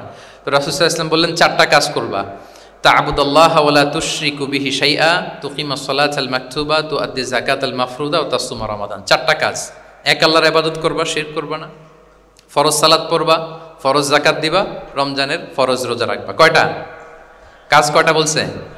Very simple to memorise, right? আচ্ছা, এটা যখন সে বলল তখন সে বেদুইন বলতে আরম্ভ করলো যে আল্লাহ শপথ করে আমি বললাম লা আযীদু আলা হাযা শাইআন ওয়ালা আনকুসু মিন, ঠিক আছে আমি এই চারটাই করব, বাড়াবো না কমাবো না, এর চেয়ে বেশি কোনোদিন কিছু করবো না, কমও করবো না। মানে খালি আল্লাহরে মানবো, ফরজ নামাজ পড়বো, ফরজ যাকাতটা দিব, আর ফরজ রোজাটা রাখবো, আর কোনো আমল টামল আমার জীবনে আমি করব, বাড়াবো না কমাবো না। তো রাসূল সাল্লাল্লাহু আলাইহি ওয়াসাল্লাম বললেন যে কেউ যদি জান্নাতি লোক দেখে নিজের চোখ জোড়াতে চায়, খুশি হতে চায়, তারা যেন এই লোকের দিকে তাকায়, মানে এই লোকটা জান্নাতি। আল্লাহু আকবার, চলে গেল। দেখেন তার কাছে কিন্তু আমলের বিশাল ফিরিস্তি নিয়ে রাসূল সাল্লাল্লাহু আলাইহি ওয়াসাল্লাম হাজির হয় নাই, কারণ তার ক্যাপাসিটি দেখতে হবে, তার সক্ষমতা, সে কদ্দুর নিতে পারবে। রাসূল সাল্লাল্লাহু আলাইহি ওয়াসাল্লাম অবজার্ভ করে দেখলেন যে বেদুইন মানুষ, তারে বেশি কিছু বললে কাজে দিবে না, অল্প একটু বলছে, ওইটা মেনেই সে কি হয়ে গেছে, জান্নাতি হয়ে গেছে। এটা অনেক সময় আমরা ভুল করে ফেলি। শিক্ষার্থীদের মধ্যে সবার মানে রিসিভিং ক্যাপাসিটি এক ধরনের হয় না, কারো খুব বেশি, কারো খুব কম। তো একজন আদর্শ শিক্ষকের কাজ হচ্ছে এটাকে ফলো করা, অবজার্ভ করা, এবং যেটা তাদের সক্ষমতায় কুলায় ঠিক অতটুকু তাদেরকে দেয়, এর চেয়ে বেশি কিছু না। রাসূল সাল্লাল্লাহু আলাইহি ওয়াসাল্লামের আরেকটা পদ্ধতি ছিল গ্রাজুয়ালিটি, স্টেপ বাই স্টেপ, ধীরস্থিরভাবে, অল্প অল্প করে, শাইআন ফাশাইআন। আর তাদাররুজ বিল বাদই বিল আহাম্মি সুম্মাল মুহিম, আগে সবচেয়ে গুরুত্বপূর্ণ, starting with the most important affair first, then the important affair, then the important. সবচেয়ে গুরুত্বপূর্ণটা আগে, এরপরে যেটা কম গুরুত্বপূর্ণ, এরপর কম গুরুত্বপূর্ণ। তাহলে একটু একটু করে বললে এটা মানুষের ফিতরাতের সাথেও যায়, তার নেচারের সাথেও যায়। আমরা মদ হারাম হওয়ার কথা জানি, কয়টা স্টেপে হারাম হয়েছিল মদ? একবারে যদি বলা হতো বন্ধ করার সহজ হতো সাহাবাদের জন্য? হতো না। অনেকে আছে দেখবেন যে চেইন স্মোকার, চেইন স্মোকার বুঝতে পেরেছেন তো? মানে অনেক সিগারেট খায়, লেটসে দিনে 10 থেকে 15টা খায়। তো যে চেইন স্মোকার, আপনি যদি বলেন যে এটা হারাম, আজকেই তোমার বাদ দিতে হবে, হারাম, এটা খাইতে পারবে না, পারবে? ও দুনিয়া সব বাদ দিতে পারবে, সিগারেট বাদ দিতে পারবে না। তো তারে কি করতে হবে? ফ্লেক্সিবিলিটি দিতে হবে, যে আস্তে আস্তে ছাড়েন, 10টা করে খান তো চালাইতে থাকেন না, মানে চালাইতে থাকেন মানে আজকে 10টা খাইছেন, কালকে 9টা করে খান, চালাইতে থাকেন, একসাথে সব বন্ধ করার দরকার নেই। তারপরের সপ্তাহে 8টা করে খান, এরপরের সপ্তাহে 5টা করে খান, অল্প অল্প করে অবশ্যই সে কমাতে পারবে। এরপরের সপ্তাহে 2টা খান, এরপরের সপ্তাহে বন্ধ করেন না, চালাইতে থাকেন। সে চালাচ্ছে কিন্তু কমিয়ে আনতেছে, চালাচ্ছে কিন্তু। আচ্ছা, যেই সপ্তাহে সে একটা সিগারেট খেলো, এরপরের সপ্তাহে ওটা তো বাদ দিলেও তার গায়ে লাগার কথা না, ঠিক কিনা বলেন? যেই সপ্তাহে কয়টা খেলো, এটা তো স্যাক্রিফাইস করা যায়, কিন্তু 10টা থেকে 0-তে আসা সহজ না। তাহলে গ্রাজুয়ালি আমরা এই ভুলটা করি। অনেকের নতুন করে আল্লাহ তাআলা রিয়েলাইজেশন দিয়েছেন, নতুন দিনে আসছে, দিনে ফিরছে, মানে প্র্যাকটিসিং হতে চায়। এখন আপনি তারে পাইয়া এমন নিয়ম কানুন দেখাচ্ছেন, বেচারা তো বলে আগে যা ছিলাম ওইটাই ভালো ছিলাম। এরকম হয় না অনেক সময়? হ্যাঁ, ধরেন যে কোনো একজন নারী, সে হয়তো পর্দা মেনটেন করে না, একটু হিপ হপ স্টাইলে চলাফেরা করে। তো সে ভাবলো যে না, আমি তো অনেক ভুল করে ফেলছি, আমি সংশোধন হব, আমি প্র্যাকটিসিং হতে চাই। তা এখন যখন সে আপনার কাছে আসছে নাসিহাত নেওয়ার জন্য, আপনি যদি বলেন যে তোমার এইট করতে হবে, বোরকা ঝুলাইতে হবে, হাত মোজা, পা মোজা, পারবে? এ বলবে আগে যা ছিলাম ভালোই ছিলাম। তাকে একটু একটু করে বোঝাতে হবে, মানে এই হেজাব এটা কেন, হ্যাঁ, কাভারিং আওরা এটা কেন, কেন এটা করতে, এটা বেনিফিটটা আগে বুঝালেন। যে Islam consider women as a queen, নারীকে ইসলাম কি হিসেবে কনসিডার করে? রানী হিসেবে। তো রানীর তো একটা ড্রেস কোড থাকবে, স্পেশাল পোশাক থাকবে, এগুলো বুঝাবেন। সে যাতে একটু নিজেকে গুছিয়ে চলে, শুরুর দিকে আপনি এই বার্তা দিতে পারেন যে একটু গুছিয়ে চলতে হবে। এরপর একটু শালীন পোশাকে যেন সে অভ্যস্ত হয়, এটা বললেন। সে যখন শালীন পোশাকে অভ্যস্ত, তারপরে হেজাবের ফজিলত বললেন, সেজন্য হেজাব পরে। যখন সে হেজাব পরে, এরপরে তাকে নেকাবের কথা বললেন। এইভাবে আস্তে আস্তে তাকে বোঝাতে হবে। কিন্তু একবারে যদি সব চাপিয়ে দেন, বলেন তো আওয়াজ করে, সে কি ওটা রিসিভ করতে পারবে? কারণ এই যে গ্রাজুয়ালিটি আর তাদাররুজ, এই সিস্টেমটা আপনি ভায়োলেট করেছেন, করেন নাই। মুআদ ইবনে জাবাল রাদিয়াল্লাহু তাআলা আনহুকে আল্লাহ রাসূল সাল্লাল্লাহু আলাইহি ওয়াসাল্লাম তিনি ইয়ামানের গভর্নর করে পাঠিয়েছেন, ইয়ামানের গভর্নর। তো পাঠানোর আগে he was explaining a teaching guideline to his fellow সাহাবা। ওনাকে শিখাইতেছেন, তুমি যে যাবা মুআল্লিম হিসেবে, গভর্নর হিসেবে, কিভাবে দাওয়াতটা দিবে আগে শোনো। তিনি মুআদ ইবনে জাবালকে বললেন, ইন্নাকা তা'তি কওমান মিন আহলিল কিতাব, হে মুআজ, জেনে রাখো এমন একটা এলাকায় তোমাকে পাঠাচ্ছি, তারা কিন্তু আহলে কিতাব, মানে তারা হচ্ছে Jewish and Christian community, they are not Muslim, তারা কিন্তু ইহুদি খ্রিস্টান ওখানে। সো তুমি কিভাবে দাওয়াত দিবা? ফাদউহুম ইলা শাহাদাতি আন লা ইলাহা ইল্লাল্লাহ আন্না মুহাম্মাদুর রাসূলুল্লাহ। প্রথমে তাওহীদের দাওয়াত দিবা। আওয়াজ করে বলেন, প্রথমে দাওয়াত হবে কিসের? তাওহীদের। ফা ইনহুম আতাউ লিযালিক, বাক্যটা খেয়াল করেন, যখন তারা এটা মেনে নেবে, এটাতে অভ্যস্ত, তারপর তুমি দাওয়াত দিবা যে আল্লাহ প্রতিদিন 5 ওয়াক্ত সালাত ফরজ করেছেন। কয় ওয়াক্ত? 5 ওয়াক্ত সালাত। আচ্ছা, ফা ইনহুম আতাউ লিযালিক, যখন তারা 5 ওয়াক্তে সালাতে অভ্যস্ত হবে, তখন বলবা যে আল্লাহ তাআলা ধনীদের উপর যাকাত ফরজ করেছেন। ফা ইনহুম আতাউ লিযালিক, যখন ওইটা মানবে, এরপরে বলবা রমজানের রোজা ফরজ করেছেন। সুবহানাল্লাহ, সুবহানাল্লাহ, আল্লাহু আকবার। তাহলে ধাপে ধাপে দেখেন, এই যে টিচিং গাইডলাইন তিনি দিচ্ছেন ওনার ফেলো সাহাবাকে, ফেলো ক্যাম্পেনিয়নকে, যে তুমি ইয়ামানে যে একবারে সব বিধান তুমি যা জানো মনে করো না যে সবাই ওইটা মানবে। তারা জুইশ, তারা ক্রিশ্চিয়ান, একটু একটু করে তাদেরকে দাওয়াত দিতে হবে। তাহলে গ্রাজুয়ালিটি, পাঠদান পদ্ধতির একটা অন্যতম বিষয় হচ্ছে কি? গ্রাজুয়ালিটি, মানে ধাপে ধাপে ধীরে ধীরে অল্প অল্প করে বোঝান। আচ্ছা, রাসূল সাল্লাল্লাহু আলাইহি ওয়াসাল্লাম মাঝে মাঝে কোনো কথার গুরুত্ব বোঝানোর জন্য শপথ করতেন, drawing attention by making oath, শপথ করে কথার গুরুত্ব বোঝাতেন। তিনি বলতেন, ওয়াল্লাহি ইন্নী লা আস্তাগফিরুল্লাহ ওয়া আতুবু ইলাইহি ফিল ইয়াউমি আকসারা মিন ৭০ মাররা। আল্লাহর শপথ, আমি নবী প্রতিদিন ৭০ বারেরও বেশি তওবা ইস্তেগফার করি। কয়বারেরও বেশি? ৭০ বার। এই কথাটার তাওবা ইস্তেগফারের গুরুত্ব বোঝাতে যেয়ে তিনি শুরুতে বলেছেন ওয়াল্লাহি, আল্লাহর শপথ। এরকম অনেক হাদিসে পাওয়া যায়, তিনি বলেছেন ওয়াল্লাযী নাফসু মুহাম্মাদিন বিয়াদিহি, ওই সত্তার শপথ যার হাতে মুহাম্মাদের আত্মা। আবার মাঝে মাঝে বলেছেন ওয়াল্লাযী নাফসি বিয়াদিহি, ওই সত্তার শপথ যার হাতে আমার আত্মা। এভাবে বলে তিনি কথা শুরু করেছেন। যখন তিনি এরকম শপথ করতেন তখন কথার গুরুত্ব বোঝা যেত। কি বোঝা যেত? গুরুত্ব বোঝা যেত। তাহলে শপথ করে মাঝে মাঝে তিনি জিনিস বোঝাতেন। আচ্ছা, আমরা আমাদের বিভিন্ন প্রেজেন্টেশন বা লেকচার বোঝানোর জন্য অনেক মিনস ইউজ করি না? আল ওয়াসাইল আত-তা'লিমিয়া, এটাও কিন্তু রাসূল সাল্লাল্লাহু আলাইহি ওয়াসাল্লাম করতেন। আমরা কি কি করি? আমি তো জানি না আপনাদের আইএসসিতে ক্লাসরুমগুলো কেমন। নিশ্চয়ই সেখানে বোর্ড আছে। কি আছে? হোয়াইট বোর্ড নাকি ডিজিটাল বোর্ড? আচ্ছা, ডিজিটাল বোর্ডে যাননি আপনারা, আস্তে আস্তে যাবেন। হোয়াইট বোর্ডে তো আছেন। হোয়াইট বোর্ডে কি দিয়ে লেখা হয়? মার্কার। আচ্ছা, প্রেজেন্টেশন স্লাইড মাঝে মাঝে ইউজ করেন না? বা টিচার করে কি না? তো সেটা কীভাবে করে? মাইক্রো প্রজেক্টর দিয়ে করে। এগুলো হচ্ছে আল ওয়াসাইল আত-তা'লিমিয়া। তো রাসূল সাল্লাল্লাহু আলাইহি ওয়াসাল্লামের সময় তো এই স্লাইডও ছিল না, ডিজিটাল বোর্ডও ছিল না, হোয়াইট বোর্ডও ছিল না, হ্যাঁ, মার্কার ছিল না, ওইরকম কিছু ছিল না। তো উনি কি ইউজ করতেন? উনিও চমৎকার চমৎকার কিছু মাধ্যম ইউজ করতেন। আপনারা শুনলে অবাক হবেন। আপনাদের মনোযোগ আছে তো সবার, না? আচ্ছা, আমরা দেখি যে উনি কি কি ইউজ করতেন। উনি অনেক ধরনের ভিজুয়াল ডেমনস্ট্রেশন করতেন। ভিজুয়াল ডেমনস্ট্রেশন মানে যেটা আপনি চোখ দিয়ে দেখে শিখে ফেলবেন, বুঝে যাবেন। Visual demonstration. Physical gesture use করে এটা করতেন। ফিজিক্যাল জেস্চার, অঙ্গভঙ্গি, বাংলা কি বলে? অঙ্গভঙ্গি। রাসূল সাল্লাল্লাহু আলাইহি ওয়াসাল্লাম, এটাতে তো আর কিছু আধুনিক বিজ্ঞান, আইটি তো লাগতেছে না। কি বলেন? আমার হাত পা দিয়ে আমি একটা কিছু বোঝাচ্ছি। তো রাসূল সাল্লাল্লাহু আলাইহি ওয়াসাল্লাম কিন্তু এটা করতেন। একবার তিনি ইয়াতিমের রক্ষণাবেক্ষণ যারা করে তাদের মর্যাদা কত, ফজিলত কত, এটা বোঝাতে যে একবার তিনি বলতেছেন, আনা ওয়া কাফিলুল ইয়াতিমি ফিল জান্নাতি কাহাতাইন, আমি এবং এতিমের রক্ষণাবেক্ষণকারী জান্নাতে ঠিক এইভাবে থাকবো। এইভাবে থাকবো মানে খুব কাছাকাছি থাকবো। He will be my neighbour, very close neighbour. এবং বোঝাতে যে এই যে উস্তা আর সাব্বাবা, দুই আঙ্গুল এভাবে, এই আঙ্গুল থেকে এই আঙ্গুলের দূরত্ব কতটুকু? 1 মাইল নাকি কত? একেবারে কাছে। এই আঙ্গুল থেকে আঙ্গুলের তেমন কোনো দূরত্বই নাই, মানে খুব কাছে।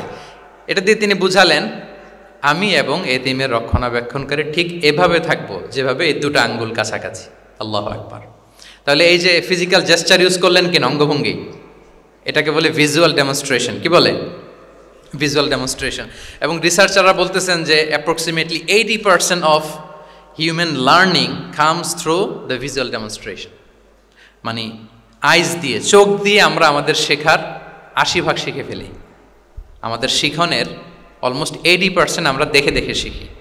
তাহলে রাসূল সাল্লাল্লাহু আলাইহি ওয়াসাল্লাম ভিজুয়াল ডেমনস্ট্রেশন করলেন, আনা ওয়া কাফিলুল ইয়াতীমি ফিল জান্নাতি কাহাতাইন। আচ্ছা, আরও দেখি হাদিসে এরকম আরও পাওয়া যায়। আমরা যে মুমিনরা ভাই ভাই, বিভিন্ন হাদিসে বিভিন্ন টেক্সটে রাসূল সাল্লাল্লাহু আলাইহি ওয়াসাল্লাম বলেছেন। এটা ইসলামের একটা খুব মৌলিক কথা, আমরা সবাই জানি না? আমরা সবাই কি এই অডিটোরিয়ামে আমরা যারা বসে আমরা সবাই কি আল মুমিনু আখুল মুসলিম, একে অপরের ভাই। আমাদের মধ্যে আবার আরেকটা সমস্যা আছে, আমরা দেখা যায় যে প্রত্যেকে যেই দল করে ওই দলের এরা ভাই ভাই আর কি, এরকম। এই হাদিসের একটা নিজস্ব অর্থ বলয় আমরা করে নিয়েছি যে ভাই ভাই ঠিক আছে, বাট আমি এই দলের, সো আমরা ভাই ভাই। আচ্ছা, ওরা ওই দল, তো ওরা কি নিজেরা নিজেরা আসলে কি এই ভাই ভাই নাকি? না, যারাই কালেমা শাহাদাতে বিশ্বাসী, যারা আমাদের কেবলাকে কেবলা মানে, যারা ঈমান এনেছে, তারা সবাই আমরা কি ভাই ভাই। এই যে আমাদের ভ্রাতৃত্বের বন্ধনটা যে খুব অটুট এবং মজবুত সুদৃঢ়, এটা বোঝানোর জন্য রাসূল ইসলাম একবার বললেন, আল মুমিনু লিল মুমিনি কাল বুনিয়ান। মুমিন যে ভাই ভাই, এই ভ্রাতৃত্বের বন্ধন হচ্ছে সুদৃঢ় প্রাচীরের মতো। ইয়াশুদ্দু বা'দুহু বা'দা, one side strengthening the other. একটা বড় প্রাচীর, যেমন এই বিল্ডিংটা যেমনি এই পাশ ওই পাশটাকে মজবুত করে ধরে রেখেছে, ওই পাশ যেমনি এটাকে মজবুত করে ধরে ঠায় দাঁড়িয়ে আছে বছরের পর বছর, যুগের পর যুগ। রাসূল সাল্লাল্লাহু আলাইহি ওয়াসাল্লাম বললেন, মুমিন যে ভাই ভাই, তাদের সম্পর্কটা এরকম সুদৃঢ়। কতটা সুদৃঢ় এটা বলতে যে ওয়াশাব্বাকা বাইনা আসওয়াবিহি, তিনি হাতের এই 5 আঙ্গুল, এই 5 আঙ্গুলের ভেতরে ঢুকাই দিলেন। এরকম ধরেন তো একটু সবাই। আচ্ছা, ঢুকিয়ে একটু চাপ দেন, এখন ব্যাপারটা অনেক মজবুত হয়ে গেল না? হ্যাঁ, কেউ চাইলে কি সহজে ছোটাতে পারবে না? তাহলে এই যে আরেকটা ভিজুয়াল ডেমনস্ট্রেশন পাইছেন, পেয়েছেন? ফিজিক্যাল জেস্চার, অঙ্গভঙ্গি করে তিনি বুঝাইলেন যে আমাদের ভ্রাতৃত্বটা এইরকম মজবুত। মানে ওনার কাছে যা ছিল ওইটা বুঝাতে যে তিনি এই ফিজিক্যাল জেস্চারটা নিয়েছেন যে মুমিন ভাই ভাই এবং আমাদের ভ্রাতৃত্বের বন্ধনটা ঠিক এরকম মজবুত, লাইক দিস। তাহলে এটাকে বলে ভিজুয়াল ডেমনস্ট্রেশন, যেহেতু এতে করে সাহাবারা সহজে বুঝতো, এটা দিয়ে সহজে বুঝলো। আবার মাঝে মাঝে তিনি ড্রয়িং করেছেন, আমাদের মতো ডিজিটাল সিস্টেমে ড্রয়িং করে না, এখন তো খুব ইজি। তো তিনি কীভাবে ড্রয়িং করেছেন, একবার সাহাবিদেরকে নিয়ে তিনি মরুভূমির মাঝখানে খেজুরের ডাল নিয়ে একটা স্ট্রেট লাইন, সরল রেখা আঁকলেন। খাত্তা লানা রাসূলুল্লাহ সাল্লাল্লাহু আলাইহি ওয়াসাল্লাম খাত্তান, আল্লাহ রাসূল সাল্লাল্লাহু আলাইহি ওয়াসাল্লাম মরুভূমিতে খেজুরের ডাল দিয়ে টেনে একটা স্ট্রেট লাইন, মানে সরল রেখা আঁকলেন। একে বললেন হাযা সাবিলুল্লাহ, এটা হচ্ছে আল্লাহর রাস্তা, মানে সিরাতুম মুস্তাকিম। এরপরে এই স্ট্রেট লাইন, সরল রেখার ডানে বায়ে ছোট ছোট অনেকগুলো দাগ কাটলেন খেজুরের ডাল দিয়ে, আর বললেন হাদিহি সুবুলুশ শাইতান, এগুলো হচ্ছে শয়তানের রাস্তা। ফি কুল্লি সাবিলিন শাইতান, এই প্রত্যেকটা রাস্তায় একটা করে শয়তান থাকে, সে তার শয়তানি কাজের হাতছানি তোমাদের দেয়। তাহলে খেজুরের ডাল দিয়ে একটা স্ট্রেট লাইন সরল রেখা করে বললেন এটা সিরাতুম মুস্তাকিমুল্লাহ, আর ডানে বায়ে ছোট ছোট দাগ কেটে বললেন এগুলো হচ্ছে সাবিলুশ শয়তান। ওই পথে, শয়তানের হাতছানি দেয়া পথে কভু যাওয়া যাবে, বরং সিরাতুল মুস্তাকিমে থাকা লাগবে। তাহলে এই যে ভিজুয়াল ডেমনস্ট্রেশন ব্যাপারটা ক্লিয়ার হয়েছে না? কাফিলুল ইয়াতীমি কাহাতাইন শাব্বাকা বাইনা আসাবিহি খাত্তা লানা রাসূল সাল্লাল্লাহু আলাইহি ওয়াসাল্লাম খাত্তান। তাহলে এভাবে ওনার সাধ্যের নাগালে যা যা ছিল সাহাবাদেরকে আরো বোঝাতে ভালো করে, হ্যাঁ, to clarify the issue, to visualise the matter, রাসূল সাল্লাল্লাহু আলাইহি ওয়াসাল্লাম এগুলোর ব্যবহার করেছেন। আচ্ছা, এরপর মাঝে মাঝে সাহাবীদের মস্তিষ্কের যাতে ব্যায়াম হয়, শিক্ষার্থীর কল্পনার জগতে কোনো কিছু চিত্রায়িত করা, এতে করে মস্তিষ্কের ব্যায়াম হয় আর কি, to enhance the power of imagination, আপনার ইমাজিনারি পাওয়ারকে ডেভেলপ করবার জন্য। রাসূল ইসলাম হাদিসে এরকম অনেক কথা বলেছেন যে তোমরা একটু ভাবো তো, এরকম হইলে কেমন হয়, এমন হইলে কেমন হয়, তেমন হইলে কেমন হবে। এই কথাগুলো যখন বলতেন সাহাবারা ভাবনার জগতে হারিয়ে যেত, ভাবতেন, কল্পনার রাজ্যে হারিয়ে যেতেন, ওনাদের মস্তিষ্কের ব্যায়াম হতো, তাদের যে ইমাজিনেশনের যে পাওয়ার এটা ডেভেলপ করতো, এমনটা পাওয়া যায়। রাসূল ইসলাম একবার বললেন আরাআইতুম লাউ আন্না নাহরান বিবাবি আহাদিকুম ইয়াগতাসিলু মিনহু কুল্লা ইয়াউমিন খামসা মাররাতিন হাল ইয়াবকা মিন দারানিহি শাই। আচ্ছা বলো তো, তোমরা একটু ভাবো তো, কল্পনার রাজ্যে হারিয়ে যাও, ভেবে দেখো তো, ধরো যে তোমার বাড়ির সামনে একটা ঝর্ণাধারা আছে বা একটা চমৎকার লেক আছে যেখানে স্বচ্ছ স্ফটিক পানি, তুমি যদি প্রতিদিন ওই ঝর্ণায় যে বা ওই লেকে নেমে 5 বার গোসল করো, তোমার গায়ে কোনো ময়লা থাকবে আর? সাহাবারা কল্পনা করে বলে না, মনে মনে ভাবতেছে যে গোসল করতেছে, 5 বার গোসল করার পরে আর আমার গায়ে দুর্গন্ধ, ঘামের গন্ধ থাকবে কি করে? রাসূল ইসলাম তখন বলেন ফাকাযালিকা মাসালুস সালাওয়াতিল খামস, এটা হচ্ছে 5 ওয়াক্ত সালাতের দৃষ্টান্তের মতো। কারো ঘরের সামনে যদি একটা স্বচ্ছ লেক থাকে, পানির ফোয়ারা, সে যদি 5 বার গোসল করে তার গায়ে যেমনি কোনো দুর্গন্ধ, ময়লা, আবর্জনা কিছু থাকে না, কেউ যখন 5 ওয়াক্ত সালাত আদায় করে তখন এই সালাতও তার সব গুনাহগুলোকে ধুয়ে মুছে এরকম পাক পবিত্র সাফ করে দেয়। সুবহানাল্লাহ, বুঝে গেলেন যে সালাওয়াতুল খামস কিভাবে আমাদের পাপ মুছে ক্লিন করে, আমাদেরকে কিভাবে ক্লিনজিং করে, এটা সাহাবারা ইজিলি বুঝে গেলেন। তাহলে ভেবে দেখো তো, চিন্তা করো তো, এটা বলে বেসিকলি দ্য পাওয়ার অফ ইমাজিনেশনকে রাসূলুল্লাহ ইসলাম ইনহ্যান্স করার চেষ্টা করলেন। এভাবেও সাহাবাদেরকে তিনি মাঝে মাঝে বুঝাতেন। আচ্ছা, রাসূলুল্লাহ ইসলাম মাঝে মাঝে দেখা যায় যে বিভিন্ন ম্যাটাফোর সহজ করে বুঝাতে যে রূপক অর্থবোধক শব্দের প্রয়োগ করতেন। মাজাজ বা ইস্তেআরা, এটা তো যারা আরবিতে পড়েন আপনারা তো জানেন। ইসলামিক স্টাডিজ, হাদিস, কোরআনিক সায়েন্স, এই সমস্ত ডিপার্টমেন্টে পড়েন কারা কারা? আমি একটু জাস্ট দেখে নিই যে আমি যাতে আরবি শব্দ বলতেছি বুঝতেছেন না, মাথার উপর দিয়ে যাচ্ছে। আপনারা হচ্ছেন ইসলামিক স্টাডিজ, কোরআন, সুন্নাতে। আচ্ছা, আর বাকিরা সবাই কনভেনশনাল ফ্যাকাল্টিজ। ঠিক আছে, বোঝার কথা, কারণ মাঝে মাঝে তো আমি কিছু ইংরেজিও বলতেছি, বাংলায় অর্থ করে দিচ্ছি। তো মাজাজ বা ইস্তেআরা মানে হচ্ছে ম্যাটাফোর, কোনো জিনিসকে আরও সহজ করে বোধগম্যময় করতে রাসূলুল্লাহ ইসলাম এই ম্যাটাফোরকে ইউজ করতেন। যেমন রাসূলুল্লাহ ইসলাম নারীদের প্রতি সদয় হওয়ার জন্য পুরুষদেরকে তিনি বলেছেন রিফকান বিল কাওয়ারির, অর্থাৎ কাঁচগুলোর সাথে ভালো আচরণ করো, মানে কাঁচগুলোকে দেখে রেখো। কাচের পাত্র দিয়ে তিনি নারীদেরকে, স্ত্রীদেরকে বুঝিয়েছেন রিফকান বিল কাওয়ারির। আচ্ছা বলেন তো, কাচের গ্লাস, প্লেট, তৈজসপত্র এক বাড়ি থেকে যদি আরেক বাড়িতে, লেটসে আপনি বাসা শিফট করবেন, আপনার কাছে অনেক কাচের তৈরি গ্লাস, প্লেট, তৈজসপত্র আছে। চট্টগ্রামের এই থানা থেকে ওই থানায় আপনি বাসা চেঞ্জ করবেন, এগুলো নেওয়ার সময় আপনারা কি করেন বলেন? কিভাবে নেন বলেন তো? হ্যাঁ, র্যাপিং করে, এক্সট্রা প্রিকশন নিয়ে খুব সাবধানে এটাকে ধরতে হয়, রাখতে হয়, সেট করতে হয়, নামাতে হয়, ঠিক কিনা বলেন? এটা বোঝাতে যে নারীদের সাথে কোমল আচরণ করো, সদয় আচরণ করো, এটা বোঝাতে যে রাসূলুল্লাহ ইসলাম বলেছেন রিফকান বিল কাওয়ারির। একবার স্ত্রীরা, আমাদের আম্মা জানেরা রাসূলুল্লাহ ইসলামের সাথে সফরে যাচ্ছেন, খুব সম্ভবত হজের সফরে। তো ওনারা যখন পালকিতে চড়বেন, ওখান থেকে হাওদাজে উঠাবেন, খুব দ্রুত তাড়াহুড়ো করে কিছু লোকজন ওই পালকি উঠাচ্ছিল। তখন রাসূলুল্লাহ ইসলাম বললেন, ওয়াই হাক ইয়া আনজাসা সাউকাকা রিফকান বিল কাওয়ারির, খুব সাবধানে নিয়ে যাও, কাজগুলোকে একটু দেখে শুনে নাও, কাচের বোতলগুলো, গ্লাসগুলো দেখে শুনে নাও, মানে স্ত্রীদেরকে একটু দেখে শুনে যত্নের সাথে নিয়ে নাও। তাহলে নারীদেরকে কিসের সাথে তুলনা করেছেন? কাচের গ্লাস, কাচের তৈজসপত্র, কাচের সামগ্রী, যাতে বুঝতে সুবিধা হয়। কাচের গ্লাস তোমরা যেমনি ধরো, রাখো, ডিল করো, নারীদের সাথেও এভাবে কি কোমল আচরণ করতে হবে। আচ্ছা, আমি শুরুতেই বলেছিলাম যে রাসূলুল্লাহ ইসলামের সাহাবীদেরকে কিছু শেখানো পদ্ধতিটা মেইনলি কি ছিল? কি বেসড? কারো মনে আছে? Q&A based, right? এই তো মাশাআল্লাহ, Q&A মানে প্রশ্নোত্তরমূলক।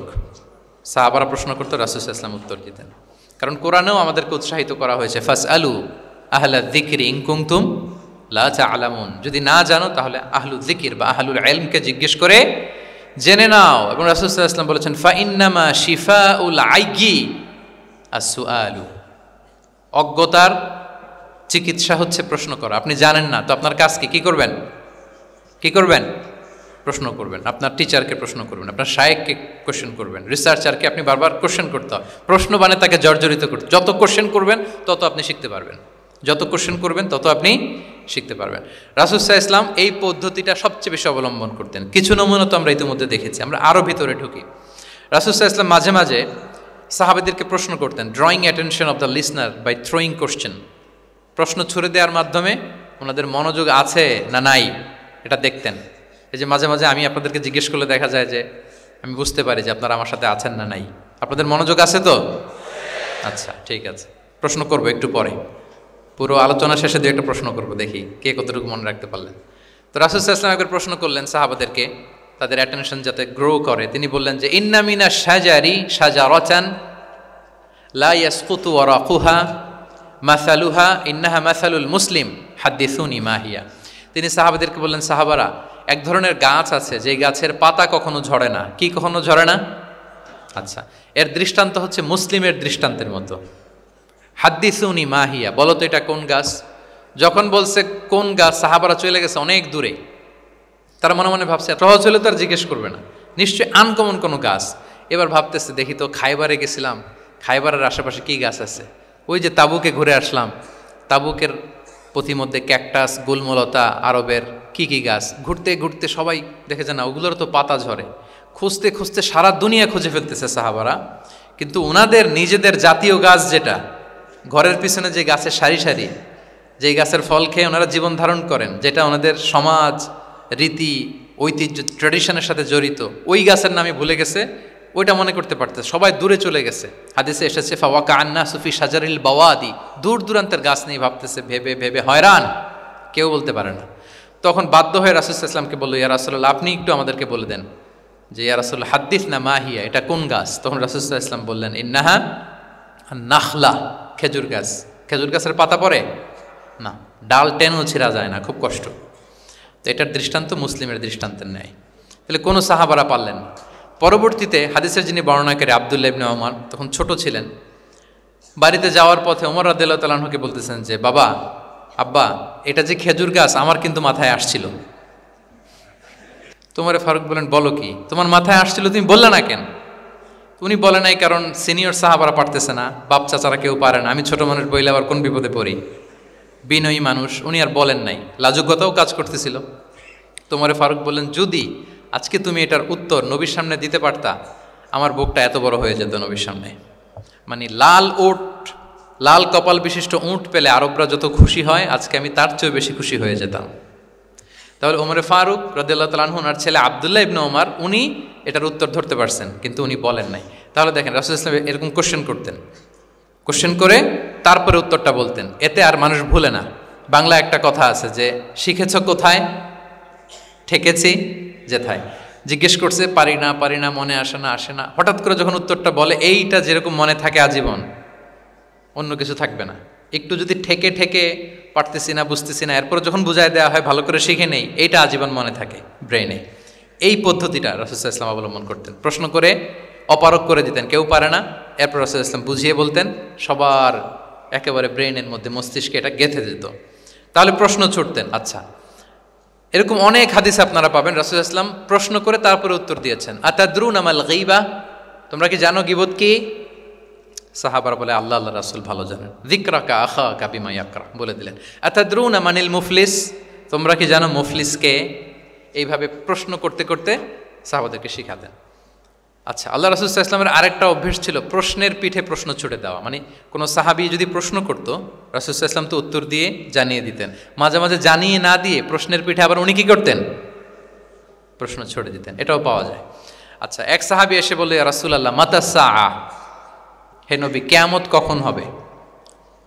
রাসূল সাল্লাল্লাহু আলাইহি ওয়াসাল্লাম কখন হবে উত্তর না দিয়ে প্রশ্ন করলেন, ওয়া মাযা আ'দাততা লাহা, কিয়ামতের তোমার কি প্রিপারেশন, আগে ওইটা বলো।